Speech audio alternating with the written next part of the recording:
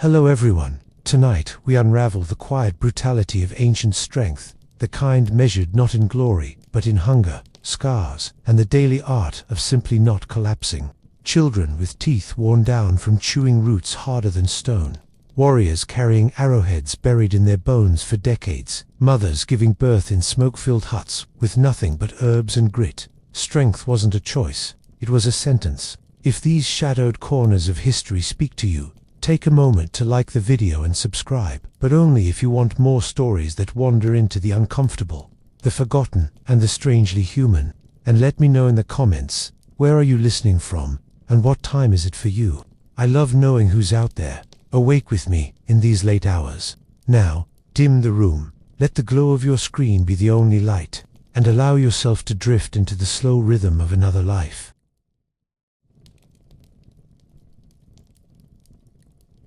Let me tell you about the person you could have been.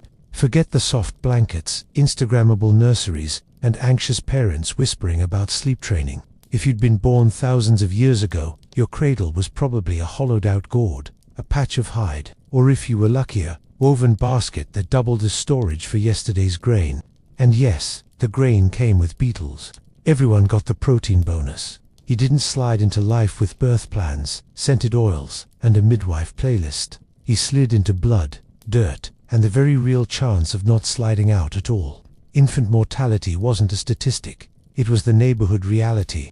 Every family buried children. Every family expected to when you first wailed. People didn't clap or film it. They squinted at you, waiting to see if you'd keep making noise tomorrow. And your first enemies: hunger and disease. The air carried bacteria no one could name, water ran thick with parasites, and milk, if you got any, was a gamble. Sometimes it was your mother's, sometimes it was goats, and sometimes it was whatever came closest to liquid after a famine.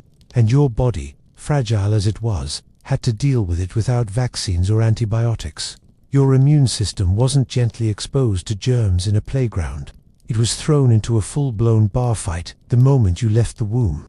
But here's the thing, survival wasn't random. Babies born small and weak rarely made it. The ones who did live were tough by default, carrying the proof of natural selection in every tendon. If you're alive today, it's because someone like you once screamed loud enough, latched fast enough, and fought through the diarrhea season because, yes, there was always a diarrhea season. Your childhood wasn't about plush toys, it was about staying upright. A fever wasn't a minor inconvenience, it was a death lottery. Even teething could take you out if an infection set in. That swollen gum might have been the beginning of the end. And when your first teeth finally did erupt, congratulations, time to chew roots harder than the soles of your modern shoes. Oh, and no one wrapped you in sterilized cotton. You were wrapped in whatever was nearby. Leaves, hides, ragged strips of fiber, fleas, lice, and dirt were part of your skin before you even learned what skin was. You itched your way through infancy, and you didn't complain, because complaining wasted calories, and calories were the one currency more precious than gold. But don't imagine your parents as cold. They weren't. They loved as fiercely as any parents today, just differently. Affection was practical. They didn't read parenting blogs. They handed you an amulet, muttered to the spirits, and hoped you'd survive the week. If you cried too much, you weren't soothed with gentle lullabies. You were hushed fast, because crying meant predators noticed. Silence was survival. Even babies were expected to learn discretion. And when you finally toddled, that was a milestone worth celebrating. You weren't just walking, you were announcing to the world, I've beaten the odds. By then, your tiny body carried more resilience than most adults manage today. You were a miracle, yes, but a miracle built on hunger, filth, and the unspoken reality that you were just one cough away from disappearing into the earth. And speaking of hunger, that gnawing shadow never left your side, because surviving birth was only step one. The real initiation came with the endless rumble of an empty stomach.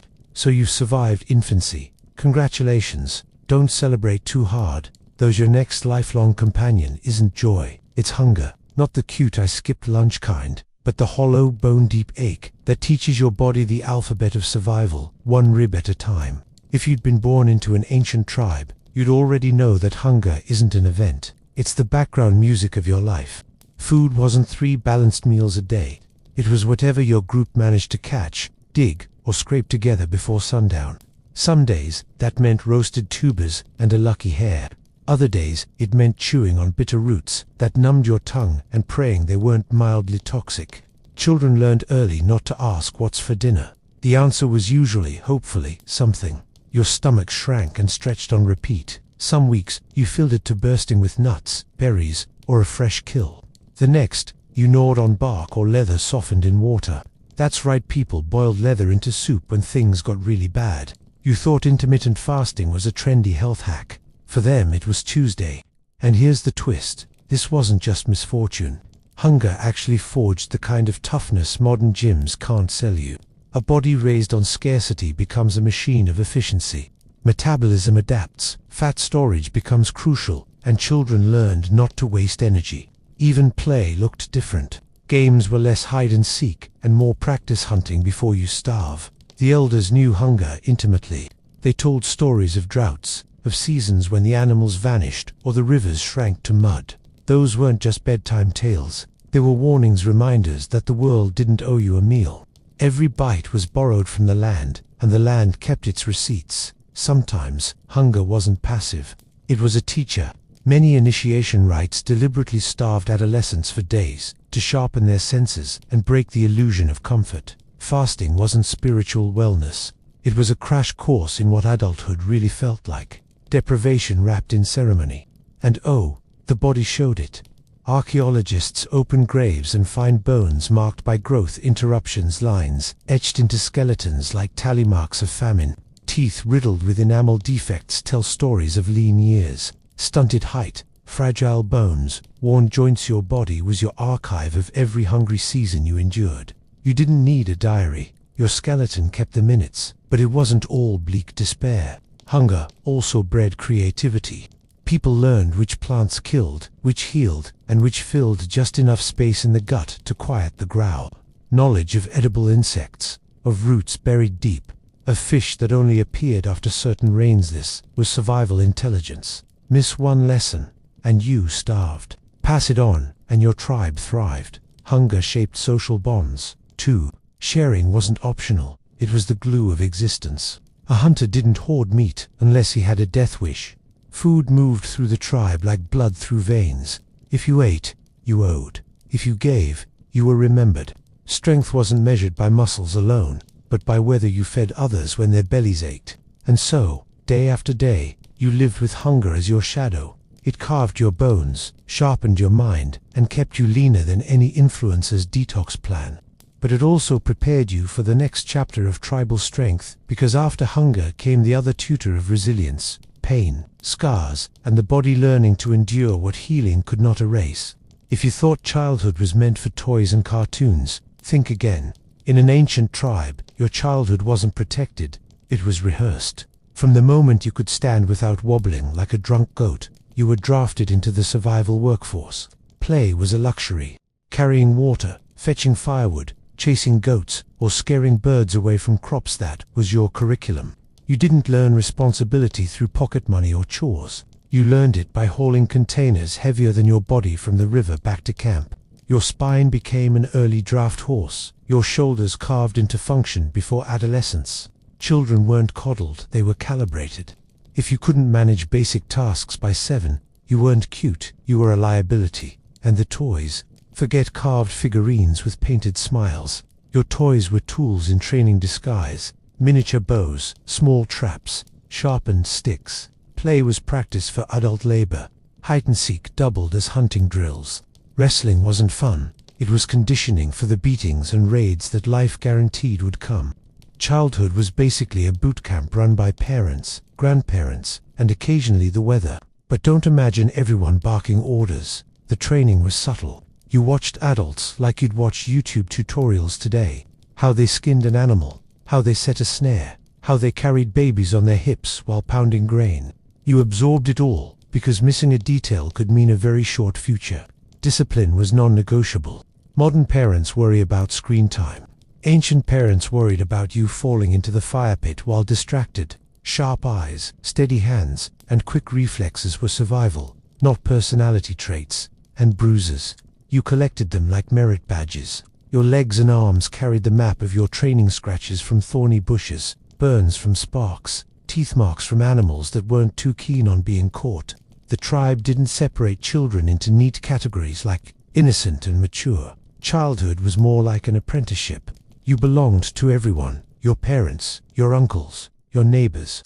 If you slacked off, someone corrected you. Sometimes that meant a sharp word. Sometimes that meant a sharp stick. Pain was part of pedagogy. No participation trophies, just scars that proved you were learning. And when you weren't working, you were running. Running to the river, running after animals, running just to keep up with adults. Endurance was built not through exercise regimens, but through necessity. Feet toughened until they resembled leather sandals. Ankles bent, twisted, and healed crooked. By 10, you were already more durable than most modern athletes. But childhood wasn't only physical. You were also learning silence. Hunters moved without sound. Gatherers knew how to spot danger without announcing it. Children practiced discretion as early as they practiced balance. Crying loudly or clumsily crashing through bushes wasn't just embarrassing, it risked food or lives. Your childhood teacher wasn't Sesame Street. It was the collective glare of adults whose dinner depended on you not being noisy. Every task toughened you. Every injury taught you. Every correction shaped you. By the time you were old enough for initiation, you weren't a child by modern standards. You were a half-trained survivor, scarred, scarabitten, and already familiar with exhaustion. And just when you thought you'd proven yourself, the tribe introduced you to the next curriculum. Pain made formal. Pain made sacred. Pain turned into the rite of endurance. By now your childhood is less about games and more about injuries. And believe me, there's no first aid kit waiting behind the hut. Ancient tribes learned through the body, because the body was the only textbook anyone could afford. Every cut, burn, and break was a lesson, painful, permanent, and occasionally fatal. You didn't grow up thinking scars were flaws. Scars were your report card, that jagged line across your shin. Proof you learned not to trip over roots while carrying firewood. The burn on your forearm. A reminder that fires don't wait politely for you to move your hand. And the crooked finger that never quite straightened after it broke. A diploma in life has no orthopedic surgeon. Archaeologists dig up skeletons from prehistoric and tribal societies, and the evidence is staggering. Healed fractures, sometimes multiple in one body, show that people didn't just get hurt, they got hurt often, survived, and carried on. Imagine breaking a leg in a world without splints, crutches, or painkillers. Your tribe dragged you along, maybe wrapped the limb in bark or fiber, and you healed however your bones decided to. Crooked, limping. Too bad you were still expected to work. No medical leave, no disability insurance, and infection. That was the real killer. One bad gash could become a death sentence. But here's the twist. Some survived even that. Bodies show signs of bones infected and then healed over years. It means people weren't just tough, they had care. Someone must have kept you fed, protected, maybe even applied plant salves while your body fought the battle. Strength wasn't only in bones. It was in the social net that refused to let you rot alone. Your teeth told stories too. Wear and tear from grinding seeds or chewing leather left grooves like tree rings. Enamel defects marked the famines you survived as a child. Every smile was an autobiography. This was the drought year. This was the famine. This was when I lived on acorns for a season. Toothache wasn't an inconvenience, it was an ordeal. And sometimes, the infection climbed to your skull, and that was the end. Modern people get braces. You've got a jaw that screamed its own obituary.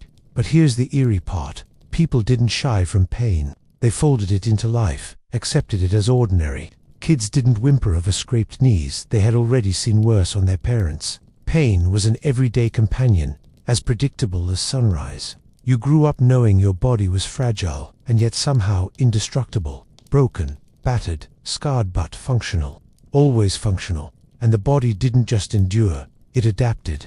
Bones thickened from constant load-bearing. Shoulders broadened from carrying. Spines bent to the labor they performed. Every adult looked like their work.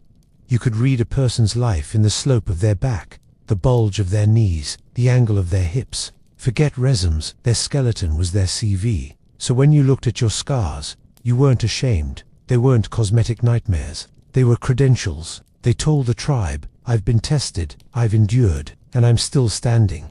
And if you thought those lessons were tough, Wait until your tribe deliberately inflicted pain on your ceremonies designed not to harm you, but to brand you as worthy. Up until now, pain has been accidental, tripping, burning, breaking. But then comes the moment when your tribe decides, enough accidents, let's make it official. Welcome to the rites of endurance ceremonies, where pain wasn't misfortune. It was the curriculum. If childhood was boot camp, initiation was the final exam, graded in blood, SCARS, and screams you weren't allowed to make.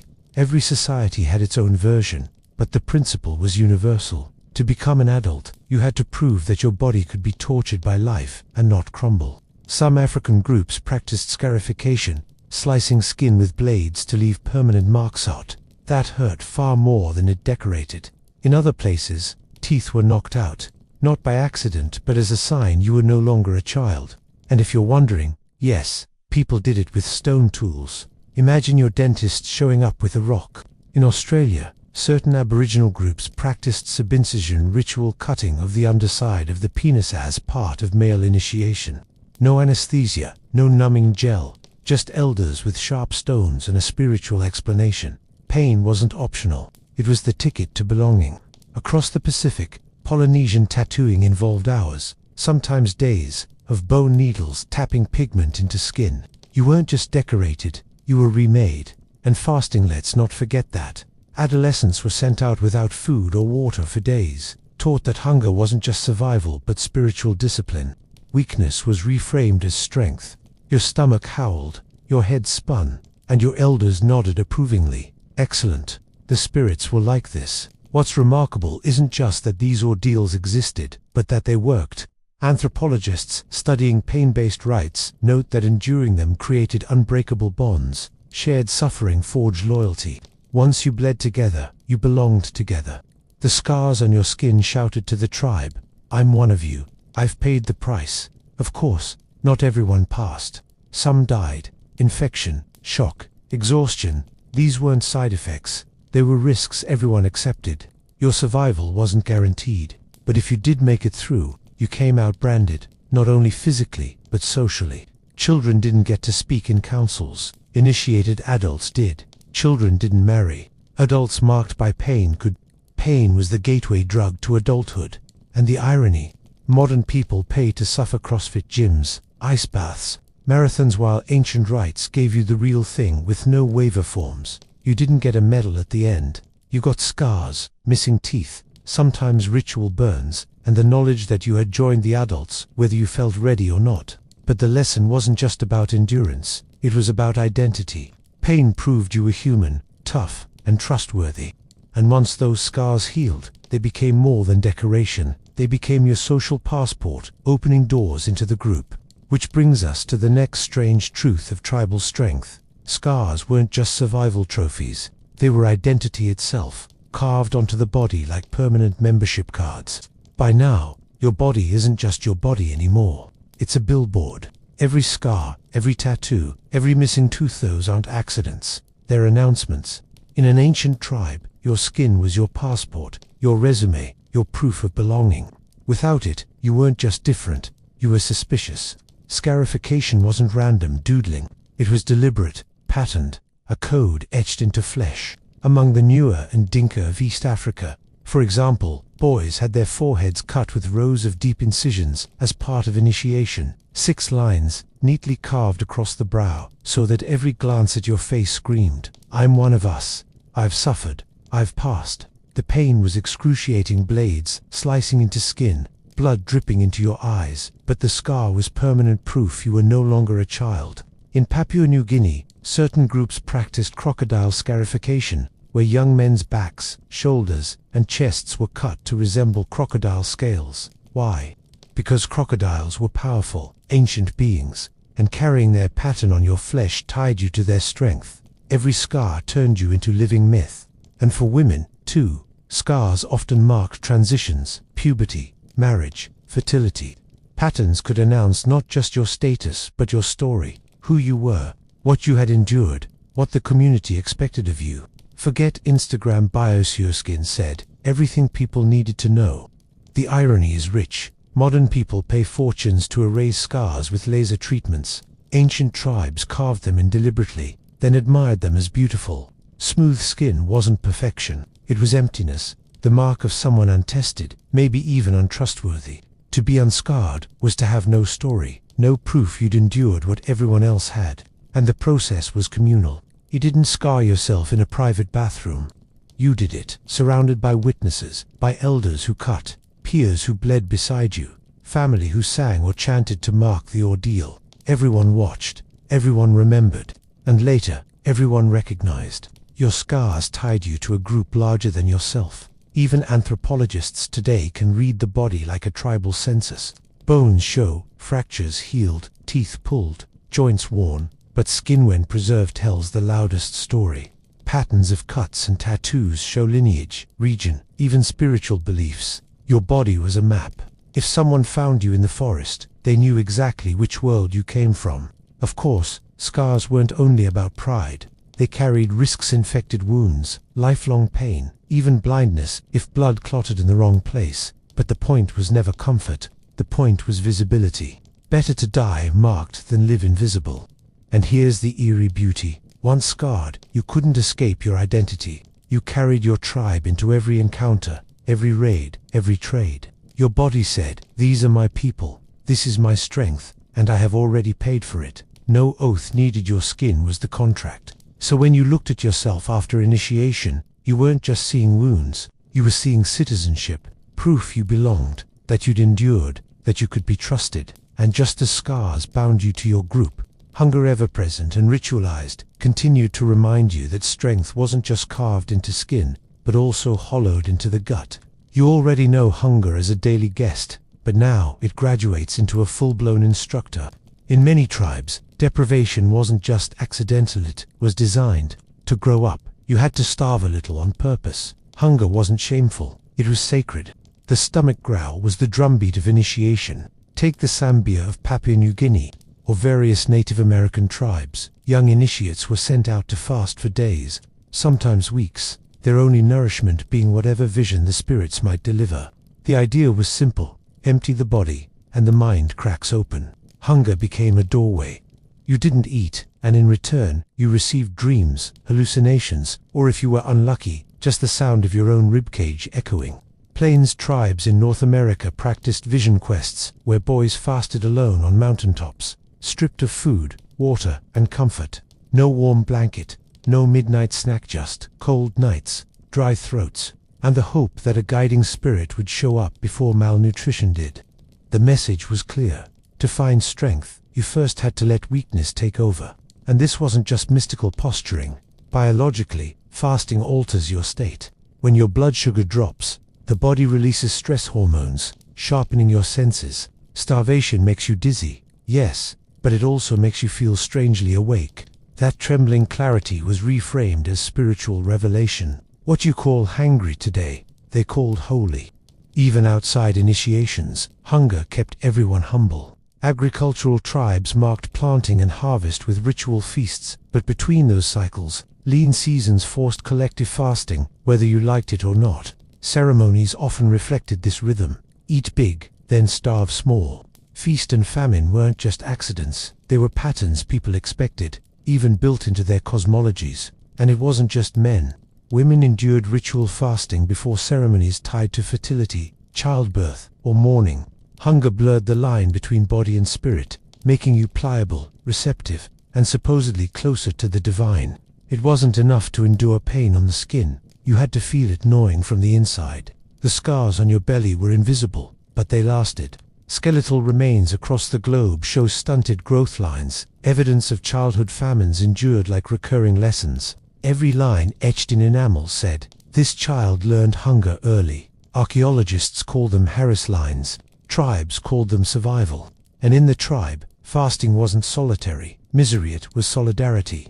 Everyone knew the sound of an empty stomach. To starve was to join the lineage of the ancestors who had starved before you. To eat after fasting was more than relief. It was communion.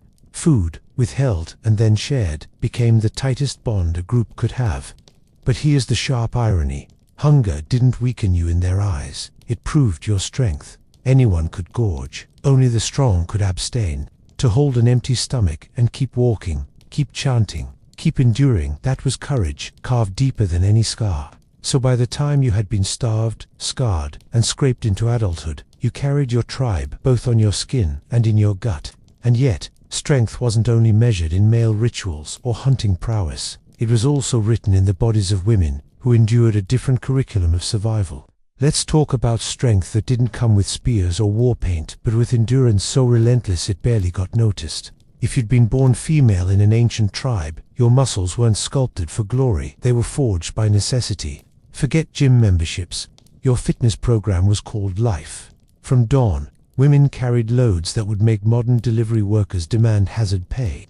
Infants strapped to backs, water jars balanced on heads, firewood stacked in bundles so wide they blocked vision. Archaeologists, studying skeletal remains from hunter-gatherer societies, found women's arm bones, often as robust as men's, shaped by decades of grinding grain, hauling loads, pounding roots. Your biceps weren't for show. They were mortar and pestles, and childbirth. Let's not even dress it up. It was the single most dangerous event of a woman's life. No epidurals, no sterile gloves, no push playlists, just blood, tearing, and the very real possibility you wouldn't get up afterward. Yet women did it again and again, not because they wanted large families as a lifestyle choice, but because half their children wouldn't survive infancy. The womb was both a cradle and a battlefield. Strength wasn't only in delivery, but in what came after. Nursing wasn't cushioned in rocking chairs. It was done while walking, while grinding, while gathering. Babies weren't protected in sanitized nurseries. They were exposed to smoke, dirt, parasites, and mothers kept them alive with resilience. Modern science still marvels at. Anthropologists note that high infant survival in many tribes often hinged directly on maternal endurance feeding, carrying, cooling fevers, with nothing but herbs and persistence. And then there was menstruation. Today, it's whispered about or hidden away. Back then, it was another trial of endurance. No pads, no ibuprofen, no days off. Just cloth, moss, or nothing at all. Women bled and still hauled, pounded, birthed, cooked, walked.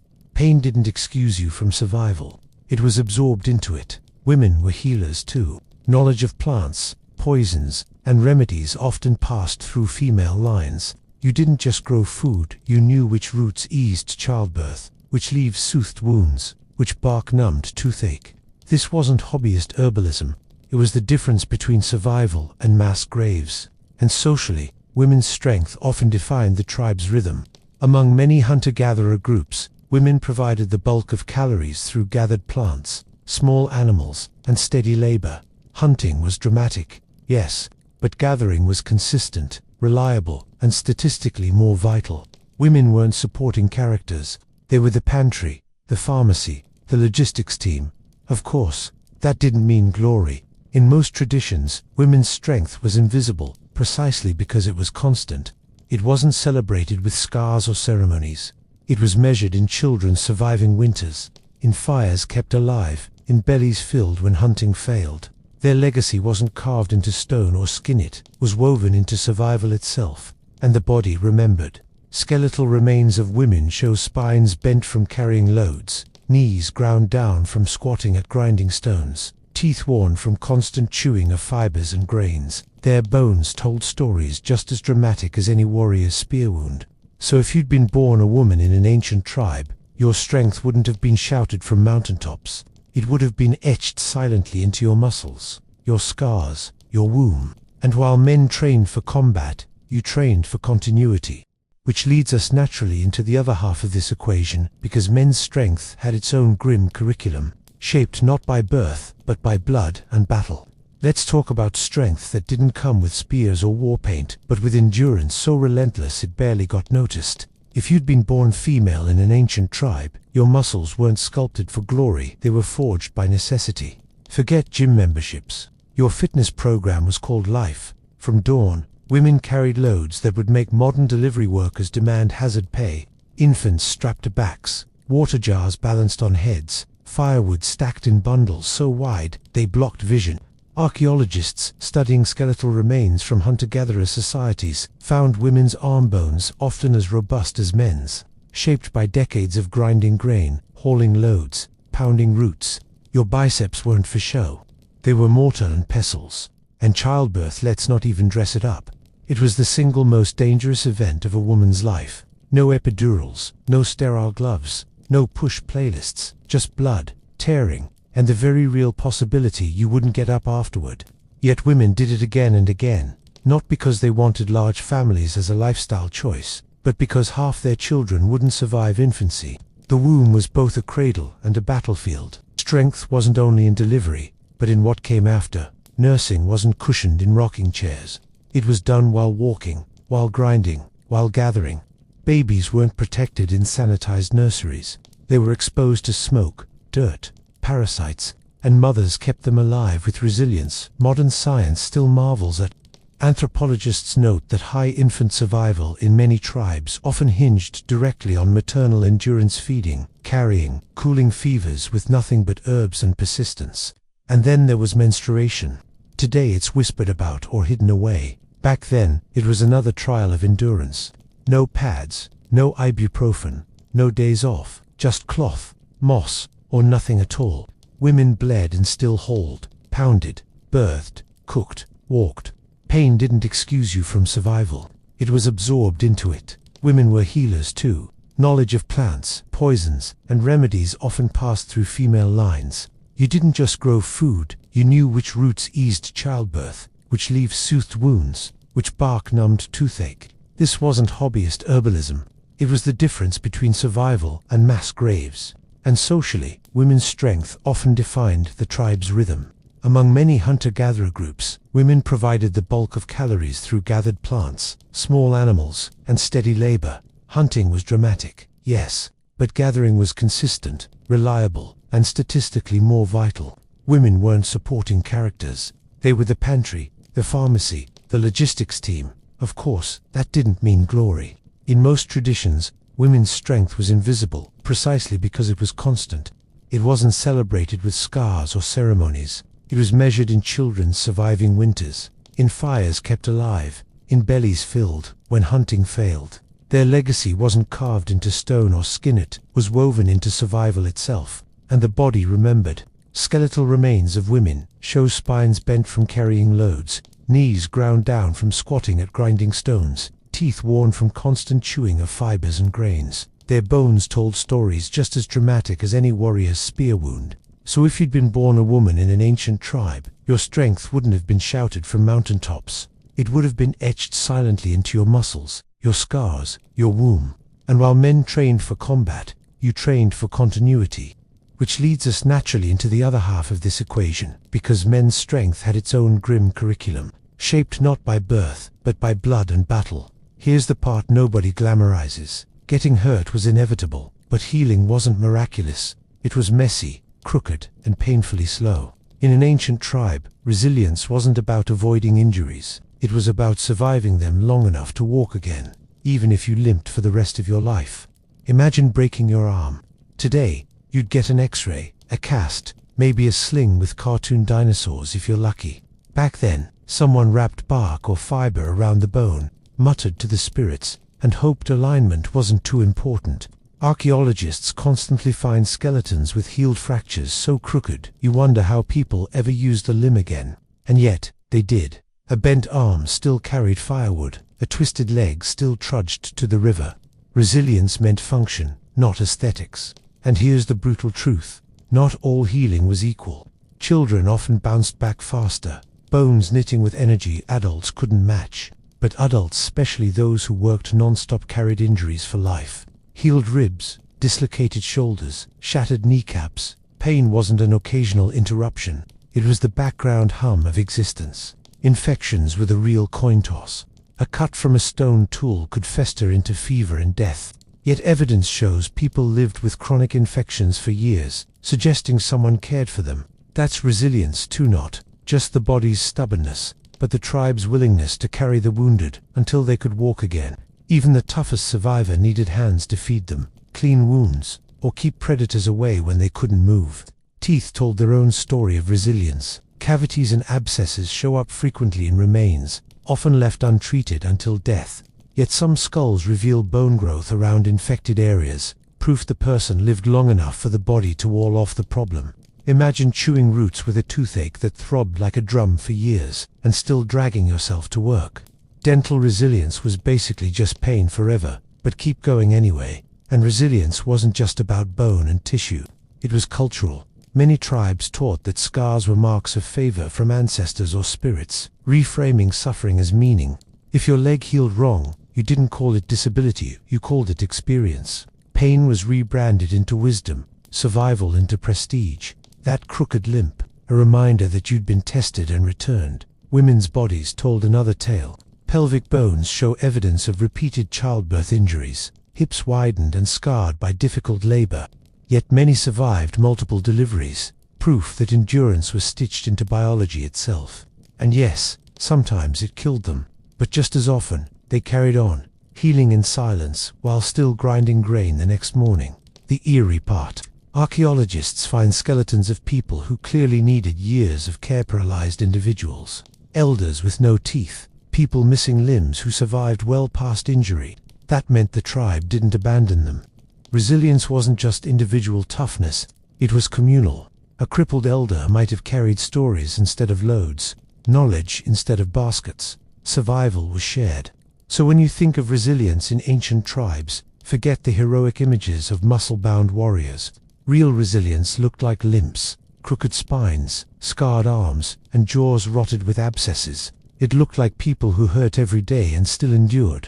Which brings us naturally to the next piece of the puzzle. Resilience wasn't just carried in the body, it was carried in the head, in the hard-earned knowledge of how to keep living in such unforgiving worlds. By now, your bones are bent, your teeth ache, and your body is stitched together with scars. But here's the secret. Pure muscle wasn't what kept ancient tribes alive. Knowledge did. And not the kind you Google at 3 a.m. The kind carved into memory, passed mouth tour, tested in real time with your life as collateral. Strength wasn't just about lifting or running. It was about knowing which berries killed and which barely kept you alive, which mushrooms sent you talking to gods and which sent you to the grave. It was about recognizing the paw print of a predator before you stumbled into its lunch plans. Miss one detail and you weren't just clueless, you were dead. Take tracking, for example. Skilled hunters could read the ground like a newspaper. Broken twigs, bent grass, scat still warm. That wasn't a talent, it was survival literacy. Children learned early that a faint depression in the mud wasn't nothing, it was dinner, or danger, or think about water. You didn't just drink whatever sparkled. Some streams carried parasites that turned your gut into a battlefield. Knowledge meant knowing which sources were safe, which plants purified, which insects buzzed near drinkable pools.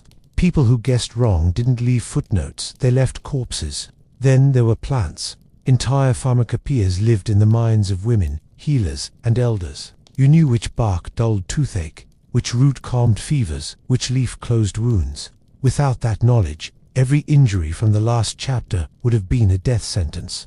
And yes, sometimes they got it wrong. Ancient people experimented constantly. Your great-great-granduncle probably died trying a shiny berry that looked delicious. His mistake became your medicine. And don't forget, fire. To modern minds, fire is simple. Flick a lighter. To them, fire was both salvation and nightmare. Knowledge meant knowing which woods sparked fast, which smoldered long, and how to coax flame from nothing but friction and luck. Forget once, and you froze. Forget twice, and the tribe carried your body into the ground. Even navigation demanded encyclopedic recall. Before compasses, before maps, people read the stars, the sun, the wind, the bird migrations. Every landmark mattered. You could cross deserts by memorizing dune patterns, or forests by noting which side of trees the moss thickened. Forget the script, and you were lost forever. What's astonishing is how this knowledge was embedded. There were no textbooks, no notes, scribbled in margins. It lived in songs, myths, chants, and endless repetition. You didn't study survival, you absorbed it in stories and daily corrections. Forget a verse, ignore an elder's warning, and your exam was the next dry season. Strength then wasn't measured in biceps but in memory. A frail elder with no teeth might still be the strongest in camp because she knew when the rains would come or which ritual brought back game after famine. She couldn't haul wood, but she hauled the knowledge of how not to die, and that counted for more. And so, every scar, every ache, Every crooked limb was paired with an equally sharp mind, because while the body eventually faltered, the knowledge lasted, passed down, reshaped, guarded it, became the true backbone of the tribe. And yet, for all that wisdom, there was one reality no tribe escaped: violence. Because knowing how to survive hunger or infection didn't stop enemies from sharpening their spears. If hunger was the daily shadow, violence was the storm cloud, always looming on the horizon. Life in ancient tribes wasn't just about finding food and healing wounds, it was about surviving your neighbors, or sometimes your cousins. Because let's be blunt, the world before police, treaties, or human rights charters was one long group project where everyone brought weapons. Archaeology tells the tale clearly. Skeletons unearthed from sites in Sudan, dating back over 13,000 years, show spear points embedded in ribs and skulls. One graveyard, known as Jebel Sahaba, reads like a massacre report. Nearly half the bodies carried signs of violent death. Fractured skulls, stone blades lodged in bones, ribs split like firewood. This wasn't an exception, it was routine. Tribal conflict wasn't organized in shining armor with trumpets. It was ambushes at dawn, raids for cattle, kidnappings for revenge. Your strength wasn't just measured by what you could carry, but by whether you could fight off the next village when they decided your goats looked delicious. And let's not sugarcoat it. Raids often involved killing the men, taking women and children, and torching whatever huts were left standing. Welcome to the original neighborhood watch. And don't imagine you could opt out. Neutrality didn't exist. If you belonged to a group, you inherited its enemies. That cheerful kid who shared his berries with you last week, his uncle speared your cousin 3 summers ago. Blood feuds stretched across generations, making sure you always had someone plotting against you. Warriors weren't elite professionals, they were everyone. The teenage boy who just survived his initiation scars. Congratulations, he's now expected to hold a spear in the front line. The farmer who spent the day grinding grain. By nightfall, he's part of the militia. Strength wasn't compartmentalized. It was demanded instantly, whenever threats appeared. And the weapons, simple, brutal, effective. Clubs, spears, stone axes, bows tipped with poison. None of it required finesse, all of it required nerve. Blows shattered bones, arrows punctured lungs, fire drove families into rivers. If you weren't fast, you weren't alive. Violence also left its traces long after the raids. Healed skull fractures show people survived blunt force trauma that today would earn you a lifetime hospital ward. One study of early Neolithic farmers in Europe showed up to a quarter of skeletons with head injuries, many healed, which means they didn't just fight once, they fought constantly. Resilience was measured in how many times your skull could be cracked and still patched together with scar tissue. And women weren't shielded. Evidence of broken bones and bound wrists in burial sites suggests captivity was common. Violence wasn't just a male affair, it swallowed entire communities. No one was exempt from the lottery of raids. But here's the irony. For all the bloodshed, violence wasn't endless chaos. It had its rules, its rhythms. Raids followed cycles of scarcity, revenge, or ritual timing. Sometimes wars ended in arranged marriages or shared feasts, because nothing sealed peace like exchanging a daughter or a goat. Still, the scars remained, carved into flesh and memory alike. So you grew up knowing violence wasn't some dramatic possibility, it was your syllabus. Every day you carried food, but also suspicion. Every stranger might be kin, or enemy, or both. And when the fighting ended, the aftermath left its own shadow, because even when raids stopped, scarcity always returned, gnawing harder than any spear. Even if you survived hunger, riots, and raids, you were never free of scarcity. It was the background hum of tribal life, the endless arithmetic of not enough. Food, tools, medicine, time, there was always too little of everything. Modern people complain about Wi-Fi dropping for 5 minutes. You would have killed for grain that didn't run out midwinter. Archaeologists open ancient skeletons and the signs are obvious. Stunted growth, enamel, hypoplasia on teeth, porous bone showing anemia. These weren't isolated cases. They were normal. Entire generations bore the marks of lean years, as predictable as seasons. If the rains failed, if the herds moved, if one harvest rotted in the field, the whole tribe shrank literally. Malnutrition started young. Kids grew shorter, frailer, sometimes carrying Harris lines on their bones, those faint grooves that mark periods when growth paused altogether. In other words, you were so underfed, your skeleton stopped bothering to grow for a while. That's not a bad day, that's systemic scarcity, leaving graffiti on your body. And it wasn't just food. Scarcity meant constant improvisation. Clothing wasn't fashion. It was patchwork, hide-stitched, restitched, and worn until it resembled lace. Tools were repaired endlessly. Blades chipped down until they became useless stubs. Nothing was wasted. Bones became needles. Tendons became thread. Ash became soap. Scarcity turned recycling into religion. Scarcity also shaped politics. Tribes raided each other less out of malice than out of desperation. When resources collapsed, war followed. It wasn't who hates whom, but who has food. The burden of scarcity made every alliance fragile, every friendship contingent. Sharing was noble, yes, but only up to the point when your own children cried from hunger. It also warped health. Chronic undernutrition meant weakened immune systems. A scratch that could have healed turned septic. A fever that might have passed became deadly. Scarcity wasn't just hunger, it was vulnerability stacked upon vulnerability. You lived closer to the edge than any tightrope walker, with one bad season enough to push you over. And here's the irony. Scarcity made people both tougher and weaker. Tougher because they endured it for years, surviving on roots, insects or gruel, so bland it barely deserved a name. Weaker because it carved away reserves, leaving bodies brittle and open to disease. Imagine training for a marathon while fasting every other day. That was life. But scarcity also demanded creativity.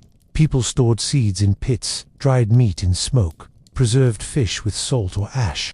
They learned which plants appeared when famine struck, which insects swarmed after rain, which animals could be trapped even in lean times. Scarcity turned the tribe into encyclopedias of seasonal tricks, and the emotional toll. Constant. You didn't worry about savings accounts or retirement plans. You worried about tomorrow. Every meal was temporary relief, never guaranteed. That anxiety wasn't occasional, it was inherited. Survival wasn't optimism, it was vigilance, dressed as endurance. So when you picture strength in ancient tribes, don't imagine abundance. Imagine scarcity gnawing at every rib, and still, somehow, people carrying on, eating less, sharing more, improvising endlessly. Which leads to the strange paradox. No individual could bear this burden alone. The tribe itself became the only safety net, the only insurance policy. Here's the secret. Ancient tribes understood that modern self-made slogans completely miss. You didn't survive alone. You couldn't. Community was the muscle behind every individual's strength. Forget rugged individualism. Rugged groups were the only thing that worked. Think about food. Hunting alone was a suicide mission. Large prey required coordination, trackers reading prints, runners flushing game, others lying in ambush with spears cocked. Missed one roll and dinner bolted into the horizon. Gathering too was communal. Women fanned out across landscapes, chatting while filling baskets, passing knowledge to children like gossip. Food moved through the tribe like blood in veins. If one person hoarded, the system collapsed. Sharing wasn't charity, it was oxygen, and care was communal labor. Archaeologists have found skeletons of people who lived decades with severe disabilities, spines twisted, jaws toothless, limbs missing. Alone, they would have been dead in days. With a tribe, they lived years. That meant someone carried them, fed them, protected them. Strength wasn't just about who could swing a club, but who refused to abandon the weak. Even rituals were collective strength. Initiations weren't endured in secret, but alongside peers, forging loyalty in scars. Everyone saw you bleed, and everyone remembered. Festivals, dances, and feasts did the same. They reaffirmed bonds, turning strangers into kin, kin into allies, and allies into the reason you weren't picked off by famine or raiders. And justice, yes, even that was communal.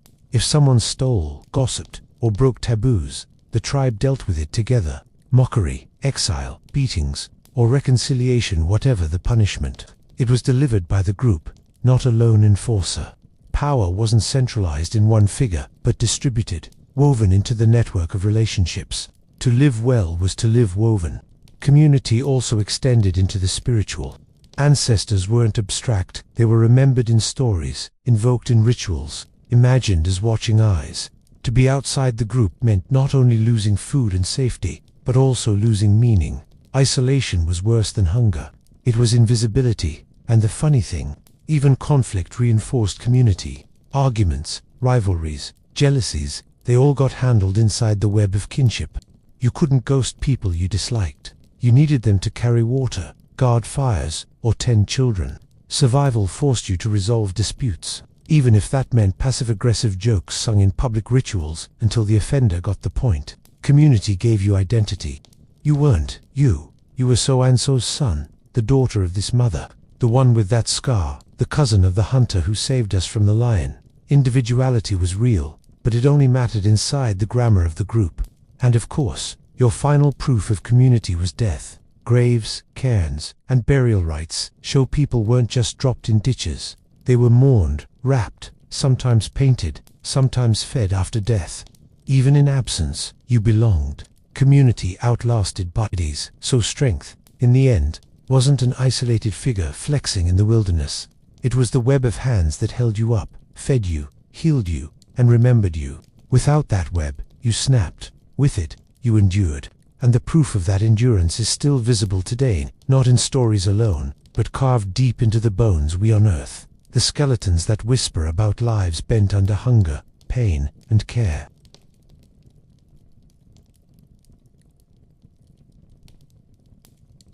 In many tribal worlds, boyhood didn't fade out gently with play. It ended the moment weight was put on the back. Not symbolic weight, but literal. Bundles of wood stacked so high they blocked the horizon. Jars of water balanced until spines bent. Slabs of meat dragged across uneven ground. To carry was not a chore, it was the announcement of transition. The first heavy load marked the death of childhood more reliably than birthdays ever did. Ethnographies have described this moment clearly. Among pastoralist groups, boys began fetching firewood or water before their voices cracked. The tasks were small at first, but the logic was ruthless. Each year, the load grew heavier, and with it, expectations. By the age of 10 or 12, the difference between child and man wasn't measured in years, but in how much weight you could carry without collapsing. Archaeology confirms the strain. Adolescent skeletons in agrarian societies show early signs of stress: vertebrae compressed, knees already worn, arm bones thickened unnaturally. These weren't the souvenirs of accidents. They were the skeletal echoes of systematic labor. To grow was to grind, and the grinding left grooves. Childhood, therefore, wasn't a sanctuary. It was an apprenticeship where innocence was strapped to the back and marched uphill. This wasn't cruelty, though it certainly looks brutal to modern eyes. It was necessity. The tribe's survival depended on collective carrying fuel for fire, water for drinking, animals for meat, crops for storage. A boy who couldn't lift became a mouth that others had to feed, a liability in a world where margin for error was as thin as a rib after famine.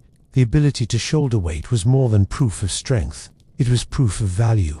And there was always an audience. Older men watched how loads were carried, whether the spine stiffened or bent, whether breath came steady or ragged. Women observed, calculating future husbands, not by charm but by capacity. Carrying wasn't private, it was performed, assessed, judged. That bundle of sticks became a resume carried through the village, a preview of how reliable a man you might become. It wasn't only physical. The load taught endurance, silence, obedience. Complaining wasted air. Stopping risked shame.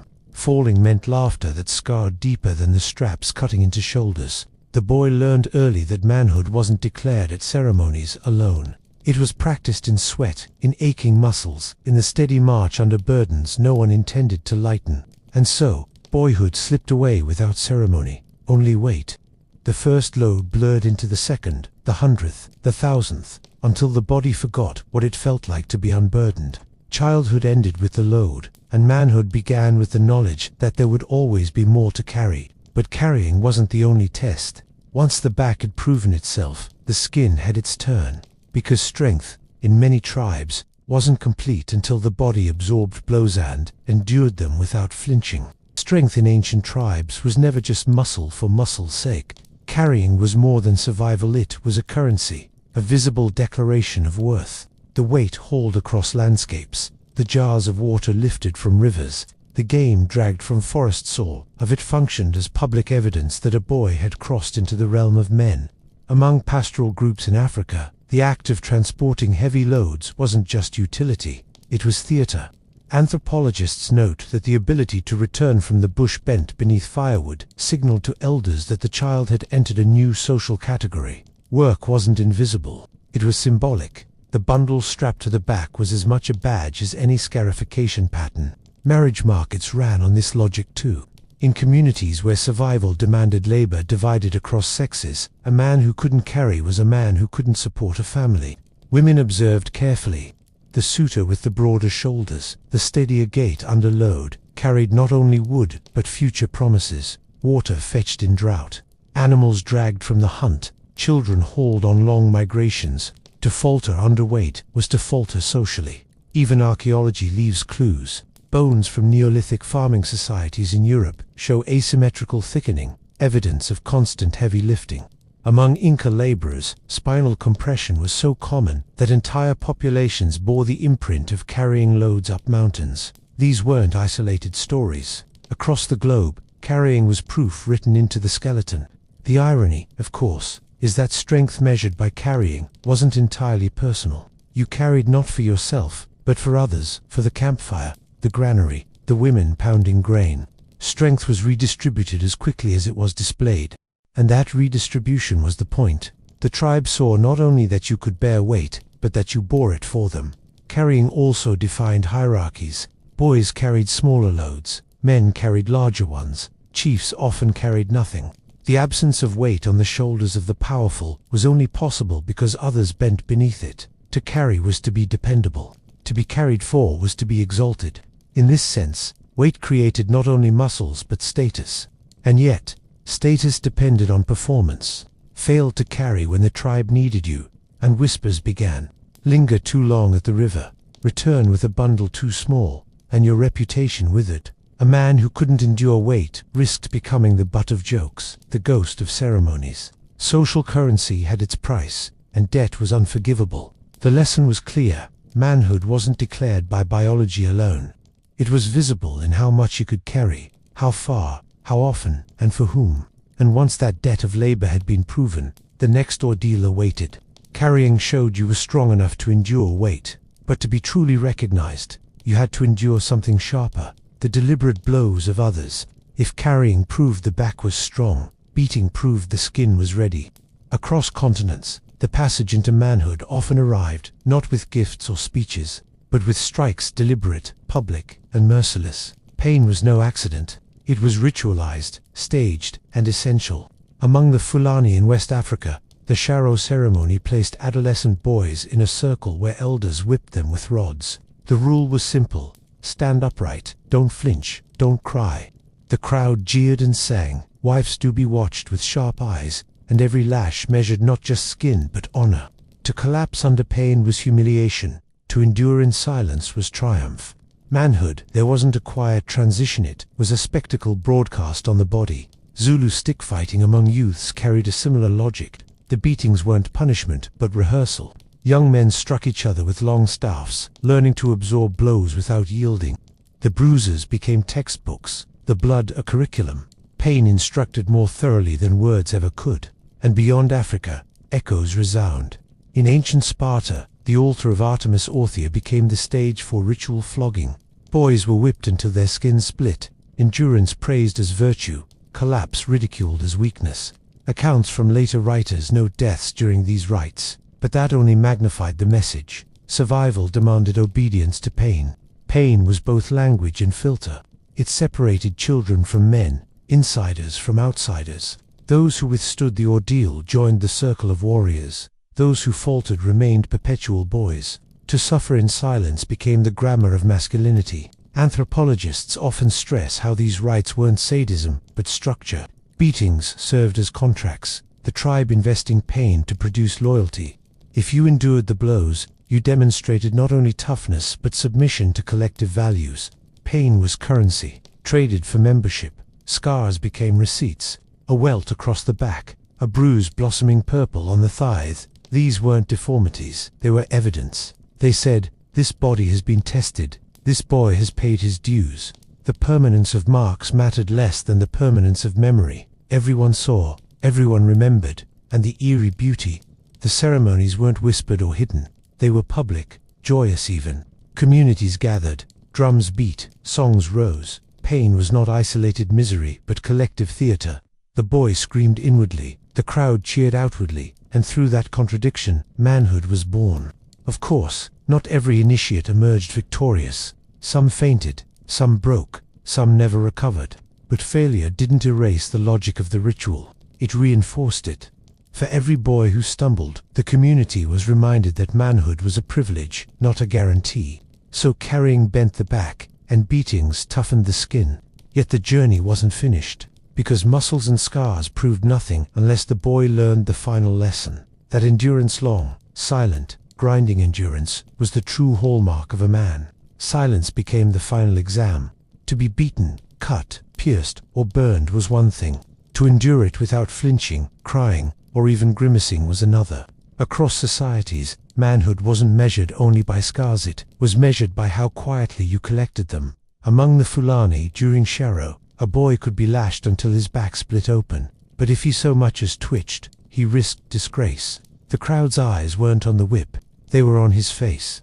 The lesson was brutal but precise. Pain was inevitable, but reaction was optional.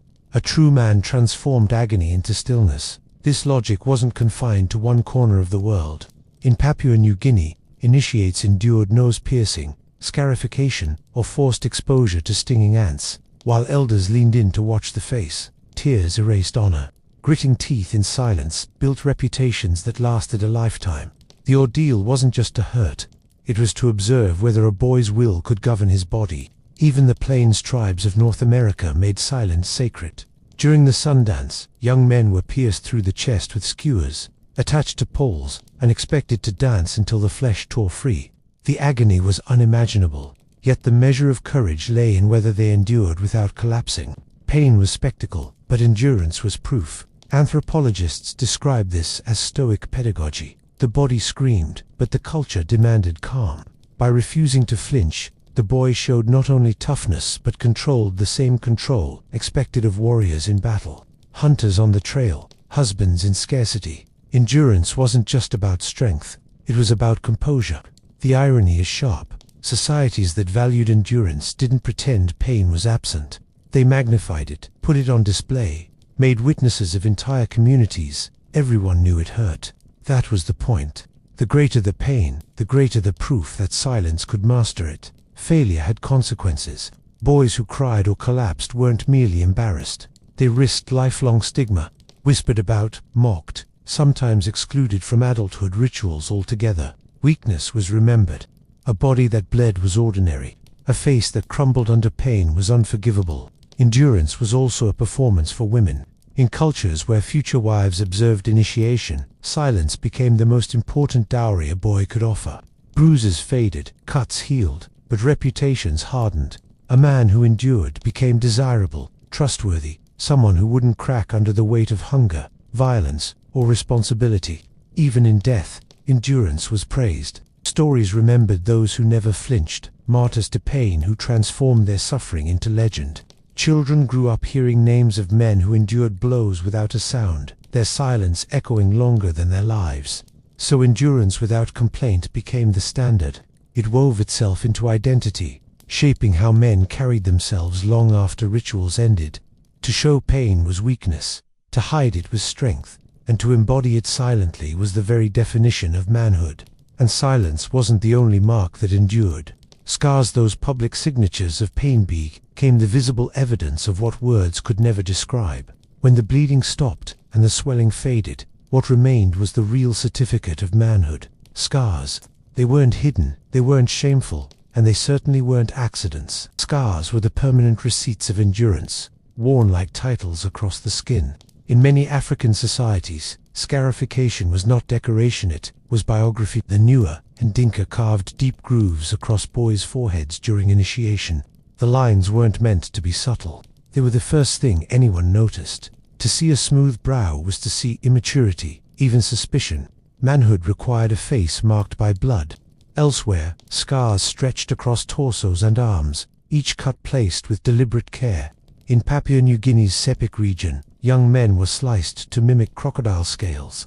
The pain was excruciating, the risk of infection high, but the result was identity carved in flesh. To wear crocodile skin on your chest was to embody the power of an ancient predator and to broadcast that you had survived a ritual most would never dare attempt. Scars were also proof of silence. Anyone could be cut. Not everyone could endure the blade without trembling. The mark itself was only half the story. The memory of how it was earned did the rest. Elders remembered who whimpered, who fainted, and who stood immobile while skin split open. A scar might look the same years later, but its history clung invisibly, and scars had economic value too. A marked body carried social capital. Among the Fulani women reportedly judged potential husbands not by gifts or promises but by scars earned during the Sharo ceremony. To marry an unscarred man was to risk weakness in hard times. Scars spoke louder than dowries. Anthropologists sometimes call this embodied memory. The body itself became the archive of social belonging. Unlike words or songs, scars couldn't be forgotten or denied. They shouted membership across a lifetime. The man who bore them could enter councils, fight alongside warriors, marry, and father children with legitimacy. The unscarred remained liminal, neither boy nor man, trapped in ambiguity. Archaeological evidence reinforces this truth. Skulls and skeletons from ancient sites bear not only fractures from violence but deliberate marks of ritual. Cut bones, patterned wounds, healed incisions suggest that pain was engineered into bodies for social reasons. Flesh decayed, but bones still whisper the same story. Endurance was inscribed, and inscription was identity. The irony is sharp when compared to modern ideals. Today, smooth skin signals beauty and health. In many tribal contexts, smooth skin signaled immaturity, emptiness, or cowardice. What we erase, they amplified. Where we hide scars, they displayed them proudly, often enhancing them with ash, pigment, or ritual oil so they stood out more vividly. And scars weren't private secrets. They were displayed at dances, during rituals, at negotiations with other groups. They functioned as passports, proving not only manhood, but tribal belonging. A body told the truth faster than any tongue. So scars weren't cosmetic, they were contracts. They bound men to their people, tethered them to histories, announced their passage, and yet, scars alone weren't enough. The body had to serve the community that inscribed it. Carrying and enduring pain proved you were strong. Scars showed you'd been tested, but the real measure came in whether that strength was given back to tribe, to kin, to survival itself. The scars may have proven that a boy had become a man, but the tribe never let him forget what those scars were for. Strength wasn't private property, it was communal. Every load carried, every blow endured, every scar etched into the body came with a bill, and that bill was paid back in service. Among pastoral societies, a man's worth was calculated by how much he could provide, not in abstract wealth, but in firewood gathered, animals defended, and kin protected. Anthropologists describe strength in these contexts as redistributive. If you had it, you owed it. Muscles weren't ornamental, they were debt collectors working on behalf of the tribe. The logic was relentless. You didn't carry water to prove you could. You carried it because everyone needed to drink. You didn't endure beatings to decorate yourself with scars. You endured them to prove you'd face pain again on the battlefield, during the hunt, in the lean months when hunger hollowed the ribs of children. Communal survival demanded this exchange. One man's endurance fed many. A hunter's strength meant meat for the group, not pride for himself. A warrior's courage meant defense for the village, not medals. Strength unshared was weakness disguised, and the tribe enforced the contract. If a man shirked responsibility, his scars meant nothing. Whispers spread quickly. A strong body that didn't serve was worse than a weak one. It was betrayal. Social pressure sharpened every glance. Fail to carry your share and people noticed. Fail to fight when the raid came and people remembered. Evidence of this logic is carved into bones. Archaeologists studying remains from Neolithic farming societies note signs of severe physical stress spread evenly across adult populations, suggesting labor wasn't confined to a few but distributed widely. Strength belonged to the community as much as to the individual. Ritual reinforced it.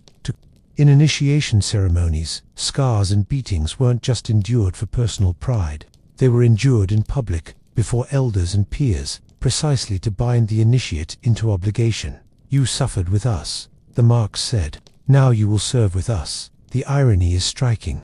Modern ideals imagine strength as independence, the ability to stand alone, to dominate, to separate. In tribal contexts, strength meant the opposite. It was defined by interdependence. The strongest weren't the ones who isolated themselves, but the ones who bore the heaviest burdens for others. And this communal contract wasn't sentimental. It was survival math. Without sharing, groups fractured. Without shared endurance, raids succeeded. Without collective carrying, hunger won. The tribe had no room for displays of strength divorced from obligation. So every scar, every muscle, every stoic silence belonged as much to the group as to the man. Strength was communal responsibility, carved into bodies and enforced by culture. And this collective contract wasn't only about labor, was also about loyalty, tested and retested through suffering to make sure no man carried strength for himself alone. The trials weren't only about proving the body could carry or endure pain. They were about something deeper, loyalty. A man could be strong, yes, but could he be trusted? The tribe asked this question in the harshest possible way through suffering. In many societies, initiation rituals weren't designed to be endured alone. Boys faced ordeals in groups, side by side, every strike and every scar turning into a public oath. If one faltered, the others noticed. If one endured, the others drew strength. Loyalty was forged not in oaths or speeches, but in shared agony. You didn't just bleed for yourself, you bled together. Anthropologists studying initiation among the Sepik River peoples of Papua New Guinea describe how the crocodile scarification wasn't just individual transformation, it was collective memory. Those who bore the marks became brothers, bound for life by cuts carved in synchrony. Betraying a comrade later wasn't only treachery, it was desecration of scars you earned together. Africa tells a similar story. Among the Fulani during Sharo, the beating wasn't endured in solitude. Peers stood in the same arena, facing lashes one after another, their families and future spouses watching. Each boy's silence under the whip affirmed his commitment, not only to himself but to the community that bore witness. Enduring was loyalty, breaking was betrayal. This logic extended into warfare. Warriors weren't just expected to fight, they were expected to stand by one another, no matter the odds. Ritualized suffering during initiation rehearsed this loyalty. If you stood silent under pain when escape was possible, you could be trusted not to abandon comrades when death was certain.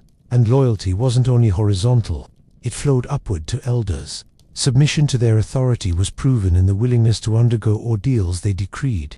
A boy who resisted pain resisted tradition itself. Enduring without protest meant acknowledging the tribe's rules as higher than personal comfort. Loyalty, therefore, was not abstracted, was carved into flesh and displayed publicly. Archaeological echoes of this logic appear in burial patterns. Graves of young men often contain ritual objects or adornments tied to initiation, suggesting that loyalty expressed in youth defined identity even in death. The tribe remembered those who proved faithful by enduring together, marking them as full men worthy of honor. The irony is that suffering, which seems destructive, became the glue that bound groups together. Shared endurance built a fraternity more powerful than words. Pain was loyalty's forge, and scars its signature. And this testing of loyalty wasn't limited to one culture or continent. It reappeared everywhere: tattooing in Polynesia, flogging in Sparta, fasting in the Americas. Across the globe, manhood was less about strength for oneself, and more about strength pledged to others. So suffering became the contract no one could sign with ink. It was signed instead with welts, with blood, with silence. Loyalty was tested in Aganind. Only those who passed could be trusted to stand shoulder to shoulder when the tribe's survival depended on it. But suffering wasn't only a tribal script, it was astonishingly global. Entirely different peoples, separated by oceans and centuries, arrived at the same conclusion. Manhood had to be proven in ordeals. Strip away geography, strip away language, and the same logic reappears. Manhood demanded pain, endurance, and scars. No matter which corner of the world one was born into. Different rituals, yes, but the same underlying curriculum. Prove yourself through suffering, or remain a child in the eyes of your people. In West Africa, the Fulani Sharo turned beatings into public theater, while the Zulu trained boys through stick fighting, blows falling until bruises painted bodies purple. Across the ocean, Native American tribes wove endurance into vision quests and, most dramatically, the sun dance, where young men were pierced through the chest, tethered to poles, and expected to dance until flesh gave way. The body's collapse became spiritual ascent, and survival without complaint defined courage. Travel east to the Pacific and the pattern holds. In Polynesia, tattooing was an ordeal that lasted hours or days, the tapping of bone needles into flesh becoming both decoration and initiation. The designs weren't just aesthetic. They shouted adulthood, loyalty, and identity. Endurance under the needle was as crucial as the patterns themselves. Across Melanesia, scarification turned young men's bodies into crocodile hides, the cuts announcing transformation into adulthood through pain endured publicly. Even the Mediterranean world played the same game. Ancient Sparta staged ritual flogging at the altar of Artemis Orthia. Boys were whipped in front of cheering crowds, endurance praised as piety, collapse condemned as weakness. Roman accounts tell of deaths in these ceremonies, but the deaths weren't seen as accidents, they were sacrifices that reinforced the message. Manhood is forged in blood and obedience. South America offered its own grim syllabus.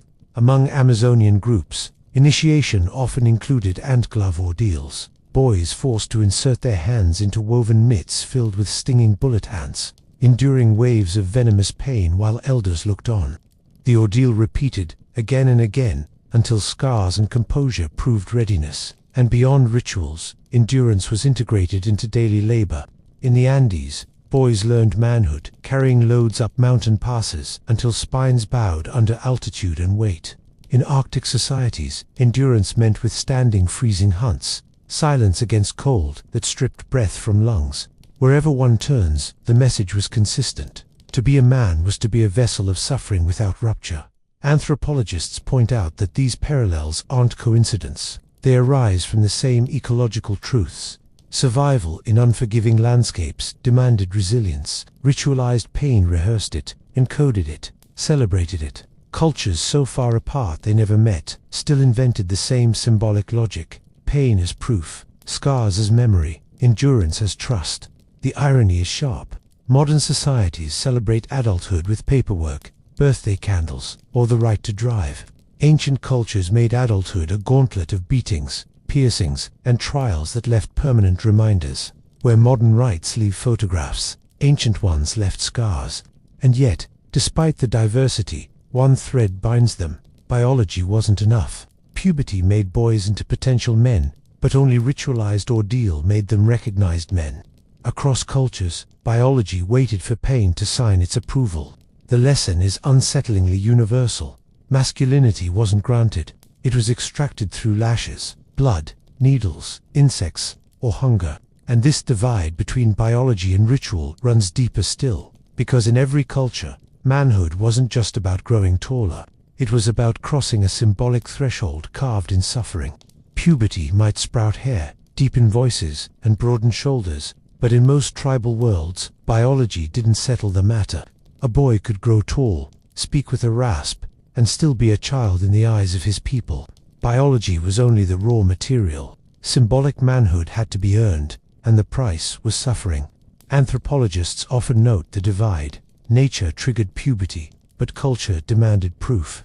The body could betray its growth with sweat, smell, and hormones, but that meant little until ritual announced, "This one belongs to us now." To remain uninitiated was worse than immaturity. It was limbo, a half-grown state with no rights, no respect, and often no access to marriage. Take the Maasai in East Africa. Puberty didn't automatically make a boy a warrior. He had to pass through emirata, ritual circumcision performed without anesthesia.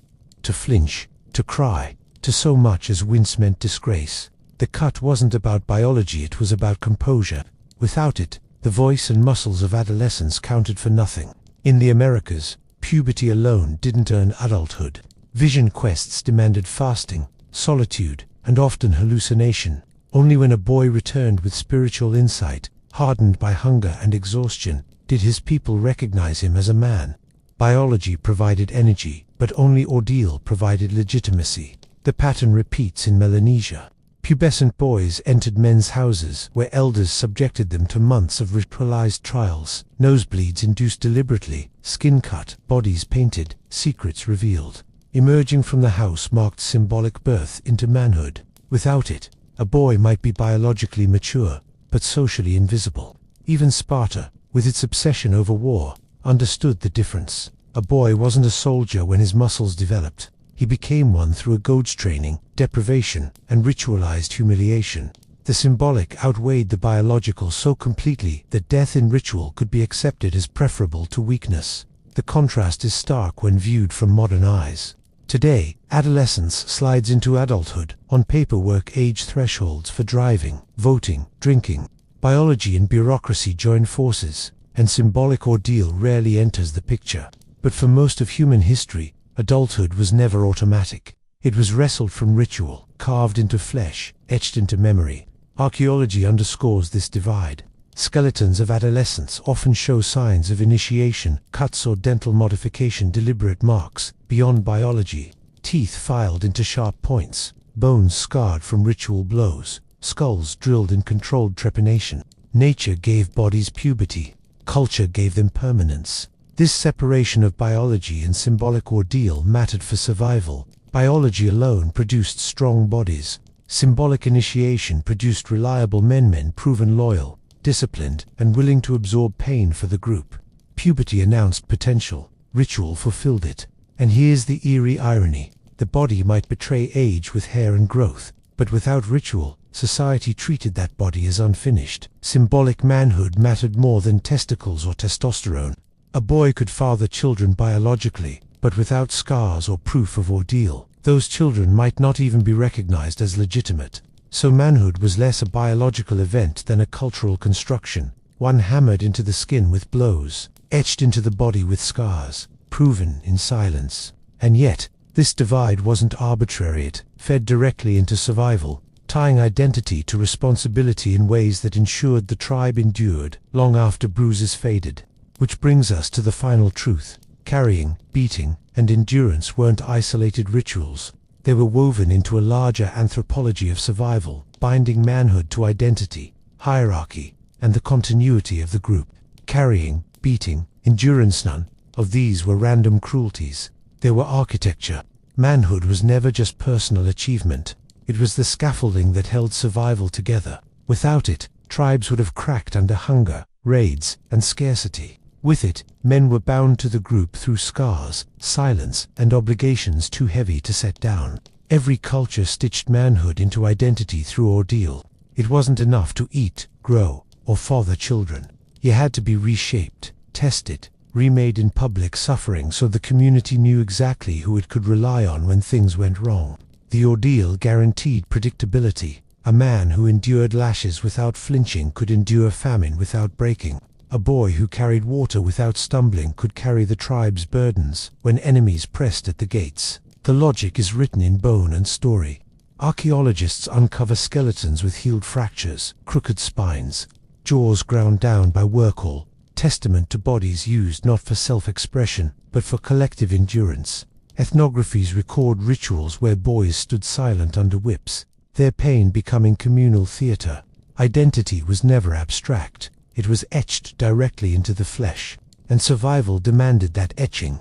In worlds where food could vanish with one failed harvest and violence could erupt without warning, trust was currency. Ordeals created that trust. The group didn't need men who were merely strong. It needed men who were proven, who had already rehearsed suffering and wouldn't collapse when real suffering came. That's why these rituals stretched across continents, from African scarification to Polynesian tattooing, from Spartan flogging to Native American sun dances. The variations differed, but the pattern repeated. Manhood was never automatic. It was conferred, enforced, and remembered through visible signs of endurance.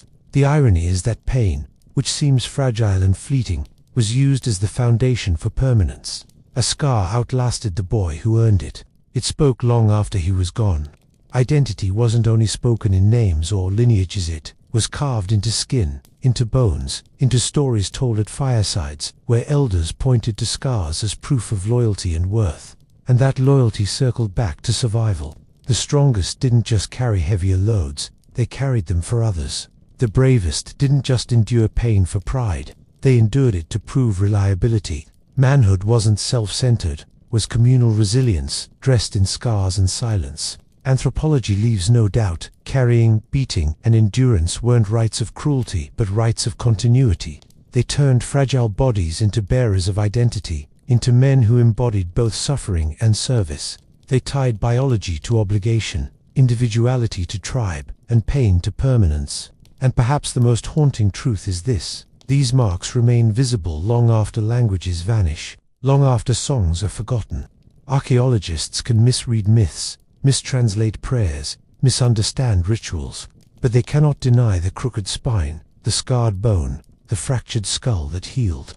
Identity, in the end, wasn't written in ink. It was written in the body.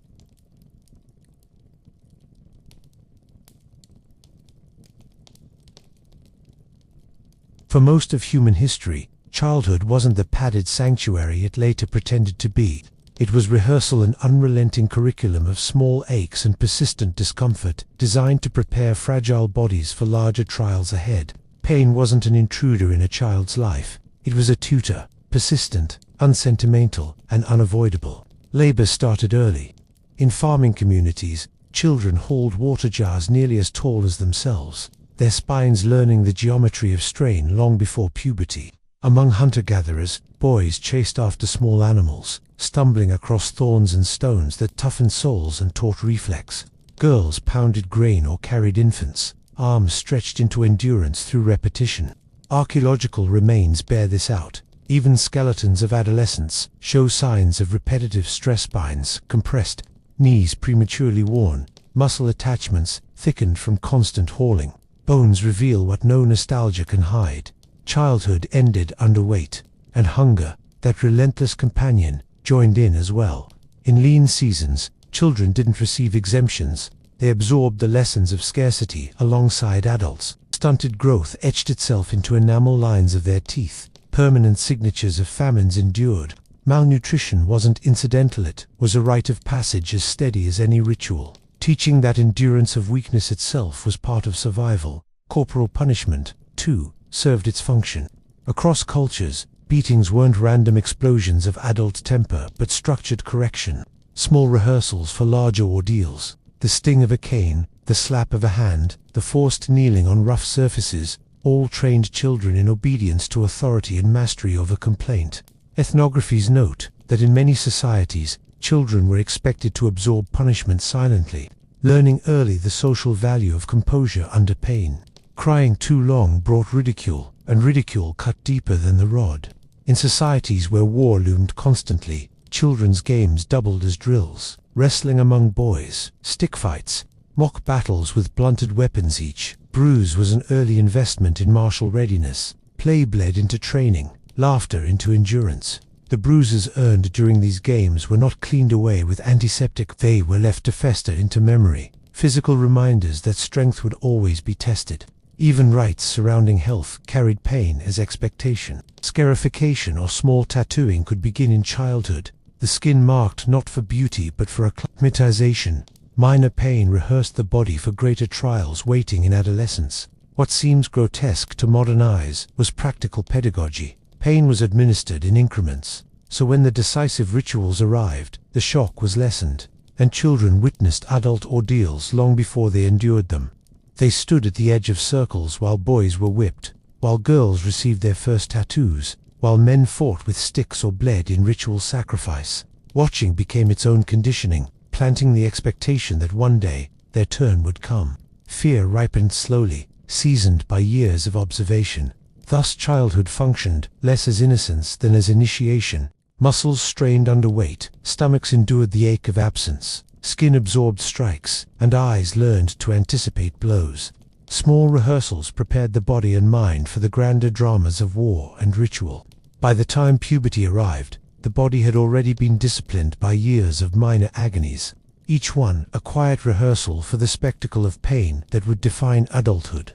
And the moment puberty did arrive, pain shed its incremental form and became deliberate. The beatings, the floggings, the ordeals of endurance stopped being incidental rehearsals and became center stage, formalized, ritualized, and unmistakably public.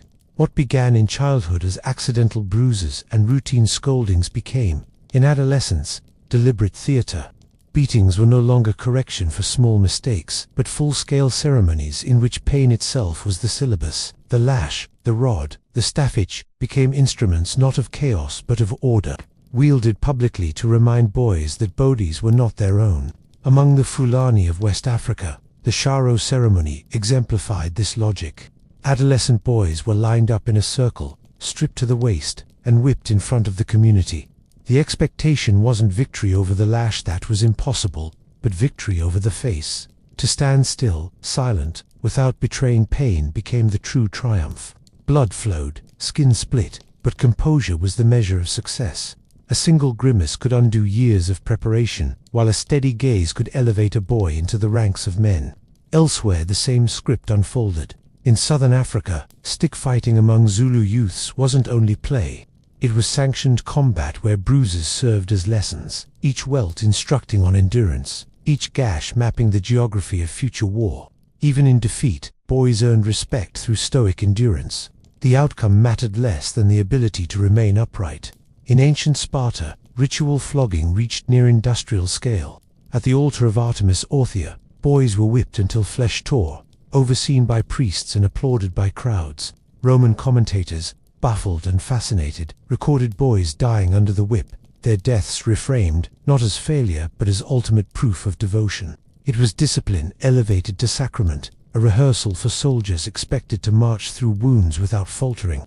The anthropology here is clear. Pain wasn't random punishment, but structured pedagogy. Beatings taught discipline, tested loyalty, and bound individuals to the collective. By enduring blows without complaint, boys signaled that they could endure hunger, injury, and command with the same composure.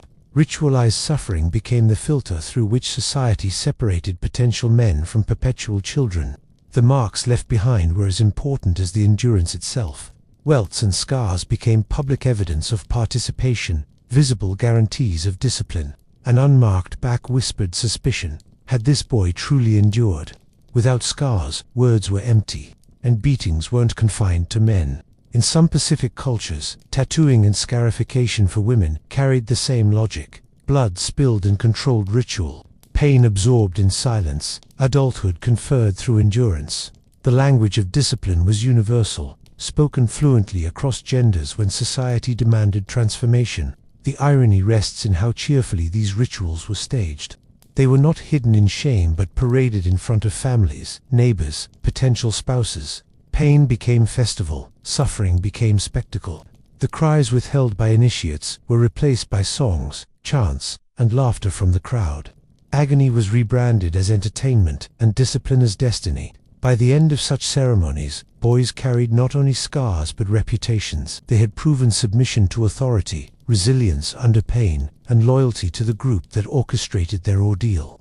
The whip and the rod had disciplined more effectively than words ever could, and yet, discipline was only one layer.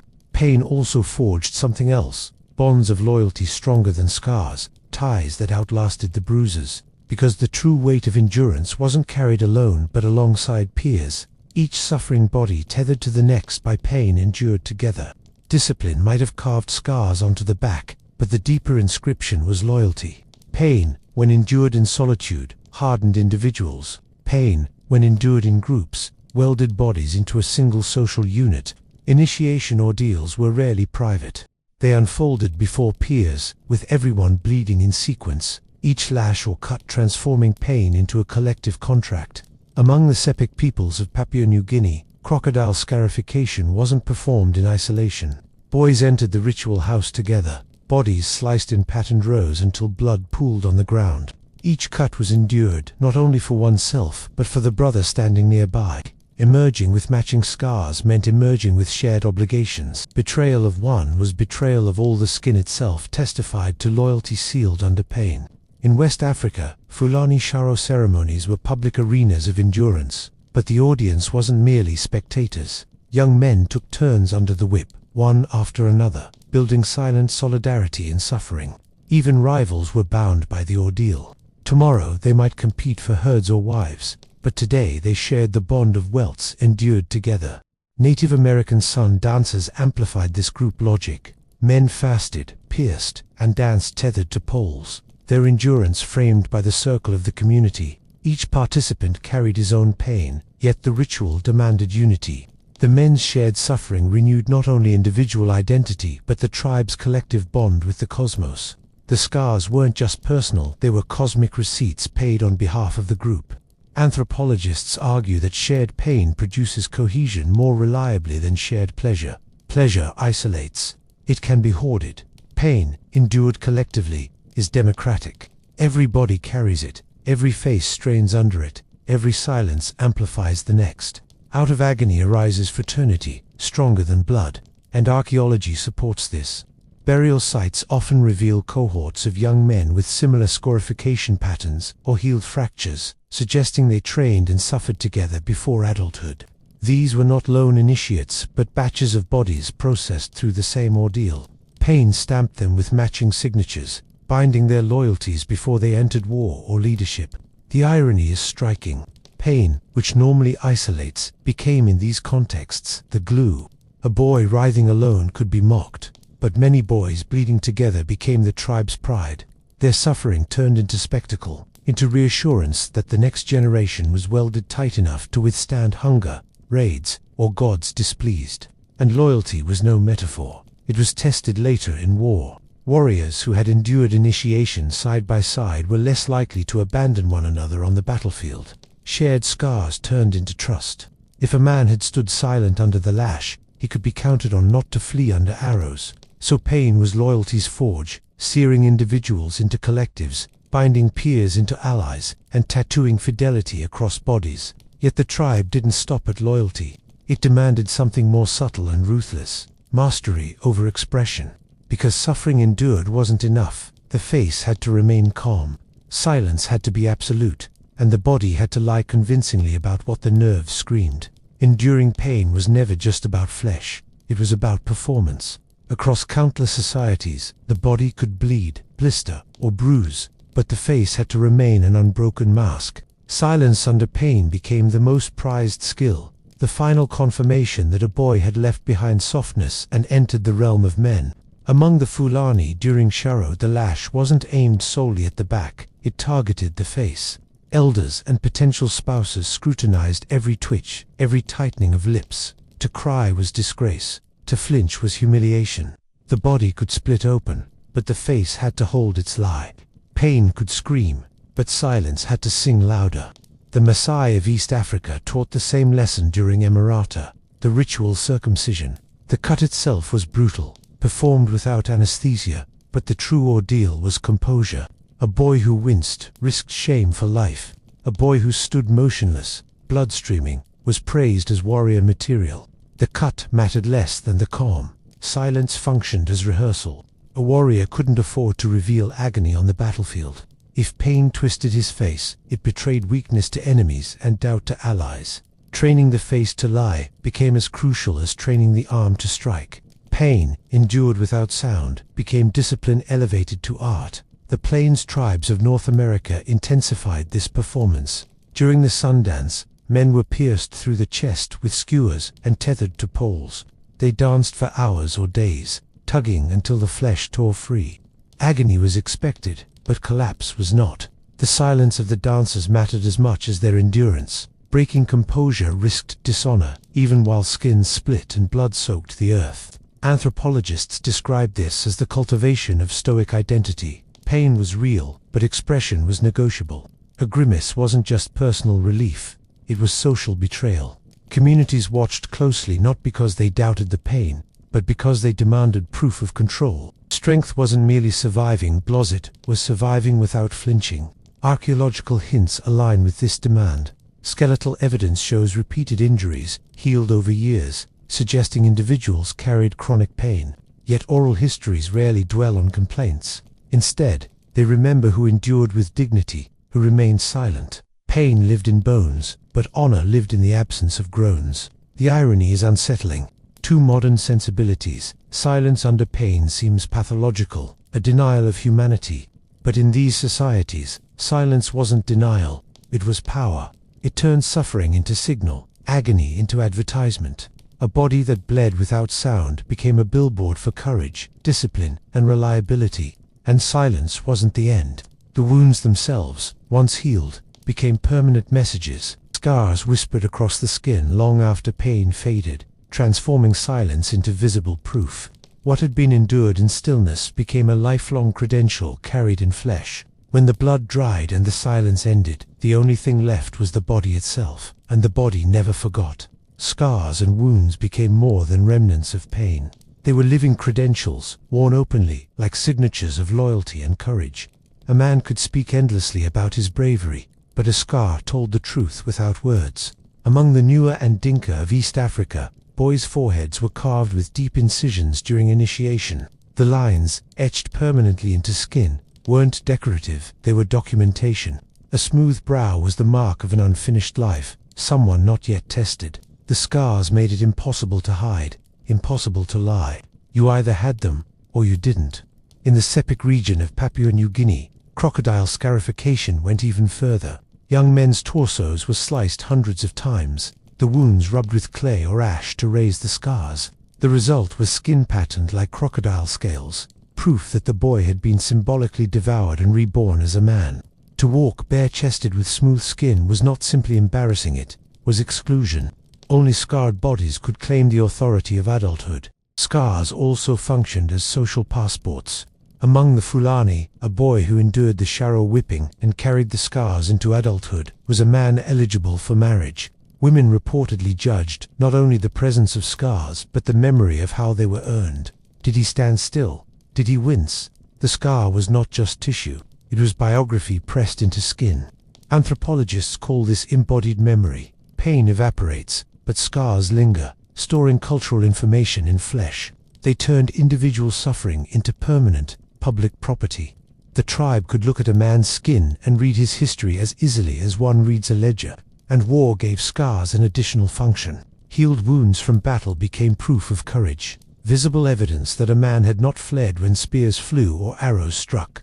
Archaeological remains confirm this. Skeletons with multiple healed fractures, broken noses, and embedded arrowheads that never killed their bearers.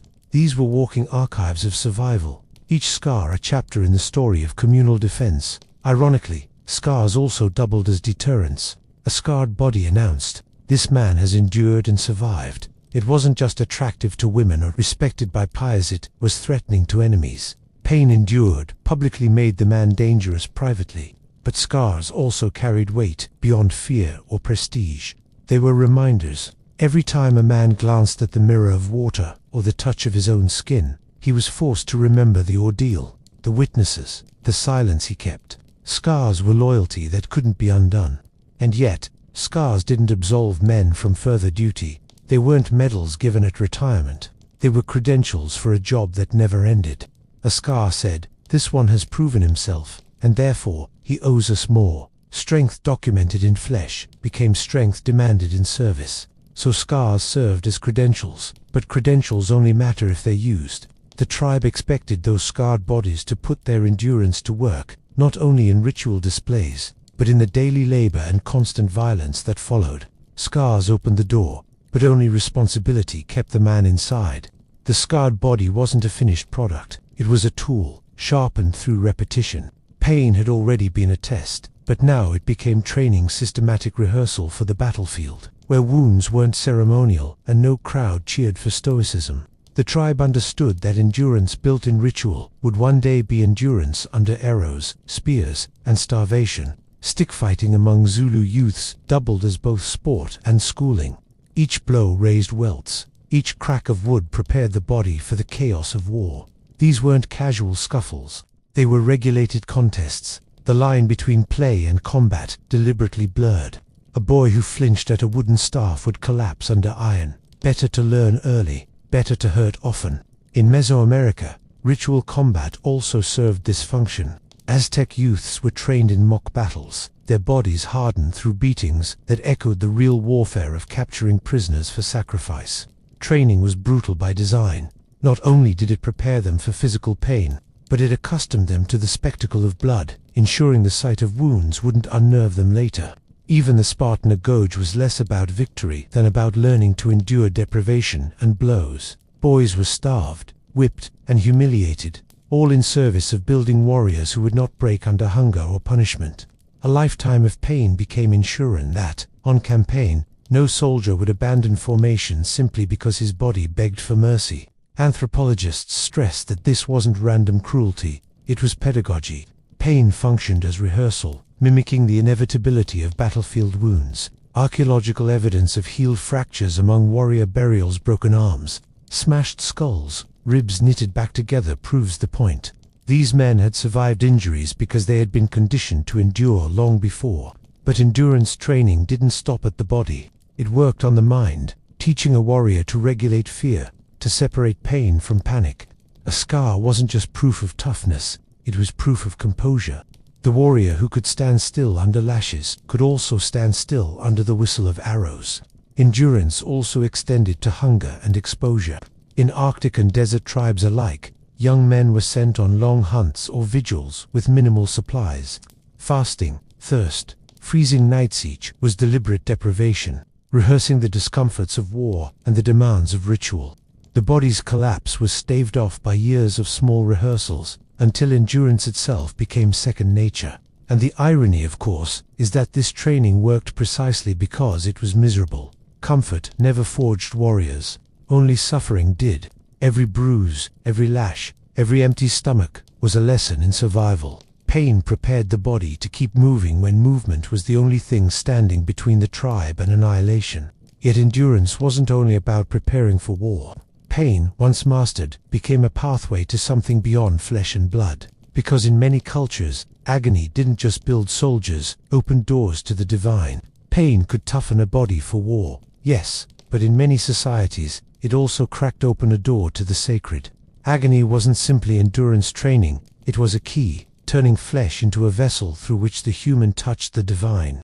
What looked like suffering from the outside was, on the inside, ritual transportation. Take the Sundance among plains tribes in North America. Men were pierced through the chest with skewers tied to poles, then danced until the flesh tore free. This wasn't spectacle for its own sake. The ordeal was prayer made physical, a plea for vision, for healing, for renewal of the community's bond with the cosmos. Pain was currency, offered to the spirits in exchange for insight or favor. In Mesoamerica, Aztec bloodletting performed a similar role. Nobles pierced tongues, ears, or genitals, letting blood drip onto bark paper as offerings to the gods. Pain wasn't a side effect, it was the ritual itself.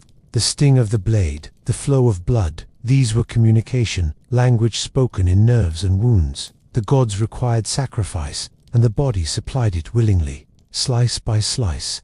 In Papua New Guinea, septic initiation scarification carved crocodile scales across men's torsos. Beyond their social function, the cuts were understood as symbolic death and rebirth. The boy consumed by the crocodile spirit, then spat out, transformed. The ordeal was agony, but agony was the metamorphosis. Pain dissolved the old self, so a new one could emerge. Anthropologists describe this as the sacralization of pain. By enduring wounds, fasting, or burning, initiates didn't just show discipline, they redefined pain itself as holy. Nerves screaming were reframed as prayer, blood as ritual offering, exhaustion as transcendence. The body became both altar and sacrifice. The irony is sharp. Pain, which everywhere else signals disaster, became in these contexts proof of contact with the sacred. Instead of being feared, it was cultivated. Instead of being silenced, it was celebrated. The scar wasn't just endurance, it was evidence of communion. And archaeology preserves this sacred logic. Carved reliefs from Mesoamerica show priests drawing blood with obsidian blades, their expressions calm, as if agony was serenity. Oral histories from North America recount dancers tethered by hooks, visions arriving at the height of exhaustion. Everywhere, suffering became the bridge. But this gateway wasn't only individual. Pain linked the initiate to the group's spiritual health. A single body's ordeal renewed cosmic balance for all. The warrior pierced in the Sundance didn't dance for himself. He danced for his tribe, his endurance securing harvests, hunts, survival. Pain was collectivized, its spiritual dividends distributed widely. So pain became more than training, more than proof of manhood. It became a sacrament, a dialogue with gods, ancestors, and spirits. The body's collapse was reinterpreted as ascent, each tremor an echo of divine presence. And yet, This gateway was never neutral. Men weren't the only ones who carried it. Women's pain, often through childbirth or scarification, carried its own sacred weight. Gender divided the forms of ordeal, but the logic was the same. Endurance elevated, agony transformed, suffering redefined as meaning.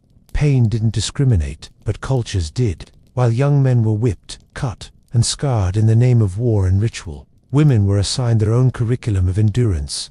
The body was still the stage. The stakes were still survival, but the scripts differed. Male pain rehearsed violence and loyalty. Female pain rehearsed birth, beauty, and permanence. Childbirth was the most obvious trial. Across the ethnographic record, societies treated it as both ordeal and initiation. Anthropologists studying the Himba of Namibia, for instance, note how women gave birth with little external assistance, expected to manage agony with composure. Among the Inuit, tales recall women delivering in freezing huts, alone. The silence of endurance mirrored in men's stoicism on hunts. Pain in childbirth wasn't only biology, it was cultural expectation. A woman who cried out too loudly risked ridicule. Strength meant bringing forth life without collapsing into noise. And the scars of female endurance weren't confined to childbirth. Tattooing and scarification etched women's skin just as they did men's, though often for different reasons. In Polynesia, women's tattoos on lips, chins, or thighs announced maturity and beauty. In parts of sub-Saharan Africa, scarification on the stomach and breasts framed fertility and desirability. The cuts were deep, the healing excruciating, but the silence expected was the same. A woman who endured the sting of knives or the tapping of tattoo needles earned both status and admiration. Pain also marked women in ritualized adolescence. In some Amazonian groups, girls underwent seclusion at menarche, enduring isolation, fasting, and sometimes stings from insects pressed deliberately into the skin. Like the boys' beatings, these ordeals rehearsed composure, teaching that the body must submit to cultural design. Archaeology preserves this dual script. Female skeletons often show pelvic stress from repeated childbirths, while scarification patterns visible on mummified remains mark bodies as canvases of endurance. The traces speak as clearly as the welts on male bones. Pain was distributed, codified, and demanded of both sexes, only in different registers. What's striking is how societies often paralleled the ordeals. Men's pain was tied to warfare and ritual combat, women's to reproduction and beauty. Yet both were woven into identity. Neither gender could reach full social recognition without enduring agony first. To be unscarred, unbloodied, or untested was to remain outside adulthood. And the irony here is palpable. Where men's pain was celebrated in public, women's was often endured in private. A warrior's scars became communal trophies, displayed in dance and battle. A woman's stretch marks, tattoos, or scarification remained intimate proof, admired but less paraded. Different forms, same expectation, silence under suffering, dignity in endurance. The anthropology of gendered pain shows that agony wasn't random cruelty. It was functional, assigning roles, reinforcing identity, anchoring survival. A man who couldn't endure was useless in war. A woman who couldn't endure was judged unfit for motherhood or beauty. Pain, in both cases, became the gatekeeper of belonging. But these differences never erased the common thread. Whether through whips or childbirth, scarification or seclusion, both men and women were trained to transform pain into meaning. And this universality is what makes comparisons across cultures so haunting, no matter the landscape or language. Pain always reappeared as training, initiation, and proof. Step far enough in any direction, desert, mountain, rainforest, or icy plain, and the pattern re-emerges. Pain as pedagogy. Cultures that never met, that never exchanged a word or traded a bead, still came to the same conclusion. Suffering is the surest teacher, and endurance the cleanest proof of belonging. Sparta turned it into theater. Boys at the altar of Artemis Orthia were flogged until their skin opened, overseen by priests and watched by crowds who treated agony as liturgy. Death under the lash wasn't tragedy, it was piety taken to its logical extreme. Half a world away, the Fulani in West Africa staged Choro, where adolescent boys stood bare-backed while whips cracked across their skin. Silence demanded, blood applauded. Two different continents, the same grammar. Pain endured equals manhood confirmed.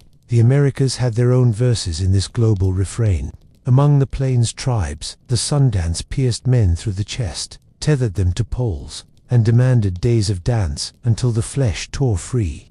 In the Amazon, ant-glove ordeals forced boys to slide their hands into mitts packed with bullet ants, each sting delivering venom potent enough to cause trembling, convulsions, sometimes hallucination.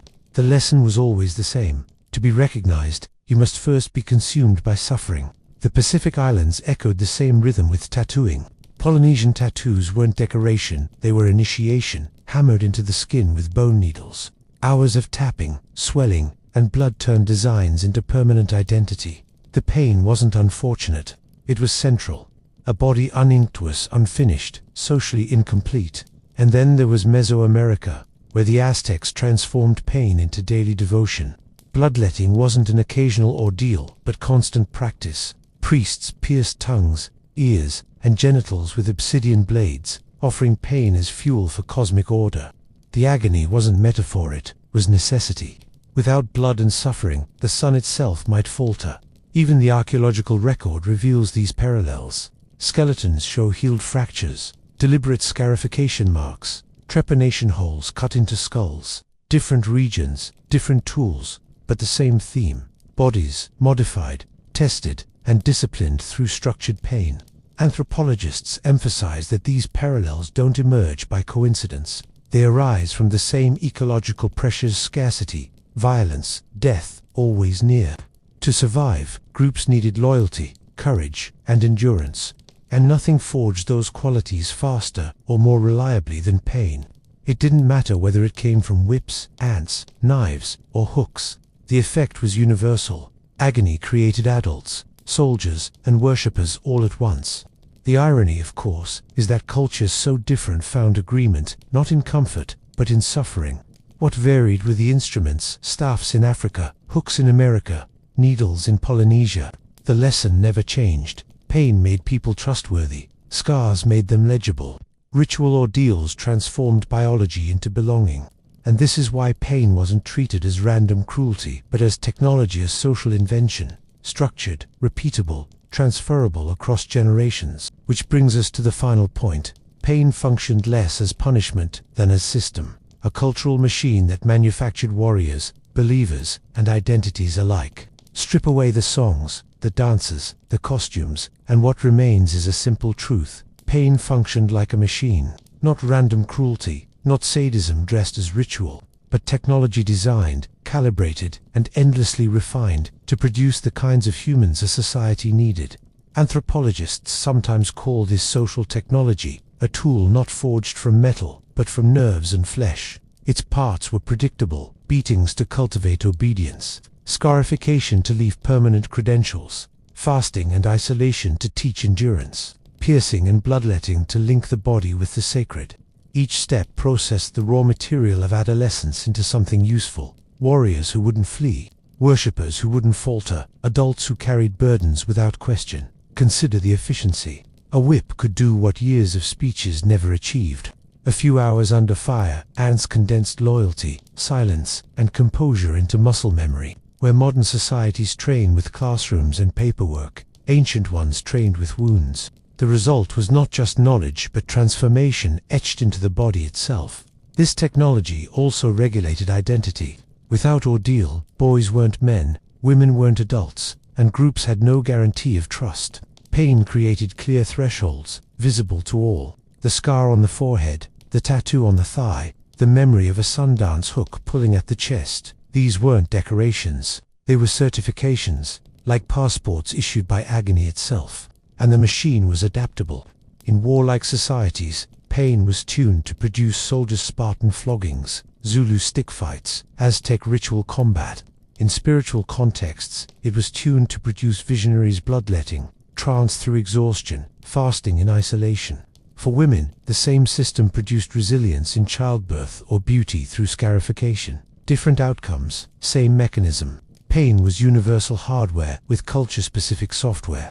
Archaeology proves how deeply this technology was embedded. Bones reveal repetitive fractures healed during life, trepanations performed deliberately, scars carved in patterns recognizable across centuries. These weren't accidents. They were design. Bodies became archives of a social system that used suffering as both tool and text. The irony is that while modern eyes recoil at the cruelty, the system worked. Tribes survived, warriors fought, gods were appeased, communities held together through rituals no one dared skip. Pain did what comfort never could. It forged loyalty unshakable, identities undeniable, and cohesion unbreakable. And yet, beneath its efficiency lies its eeriness. The body became not just participant but instrument, turned into drum, altar, and ledger all at once. A boy whipped into silence wasn't only disciplined, he was processed, manufactured by the same machine that had shaped his father, his grandfather, his ancestors, stretching back into prehistory. So pain, far from being a mistake of culture, was one of its most reliable technologies. It trained for war, sanctified ritual, and inscribed identity on the only canvas no one could discard, the human body. Even now, in museums and burial sites, those bodies remain scarred bones, whispering across millennia that suffering was not just endured, but engineered, refined into the oldest and perhaps most enduring technology of all.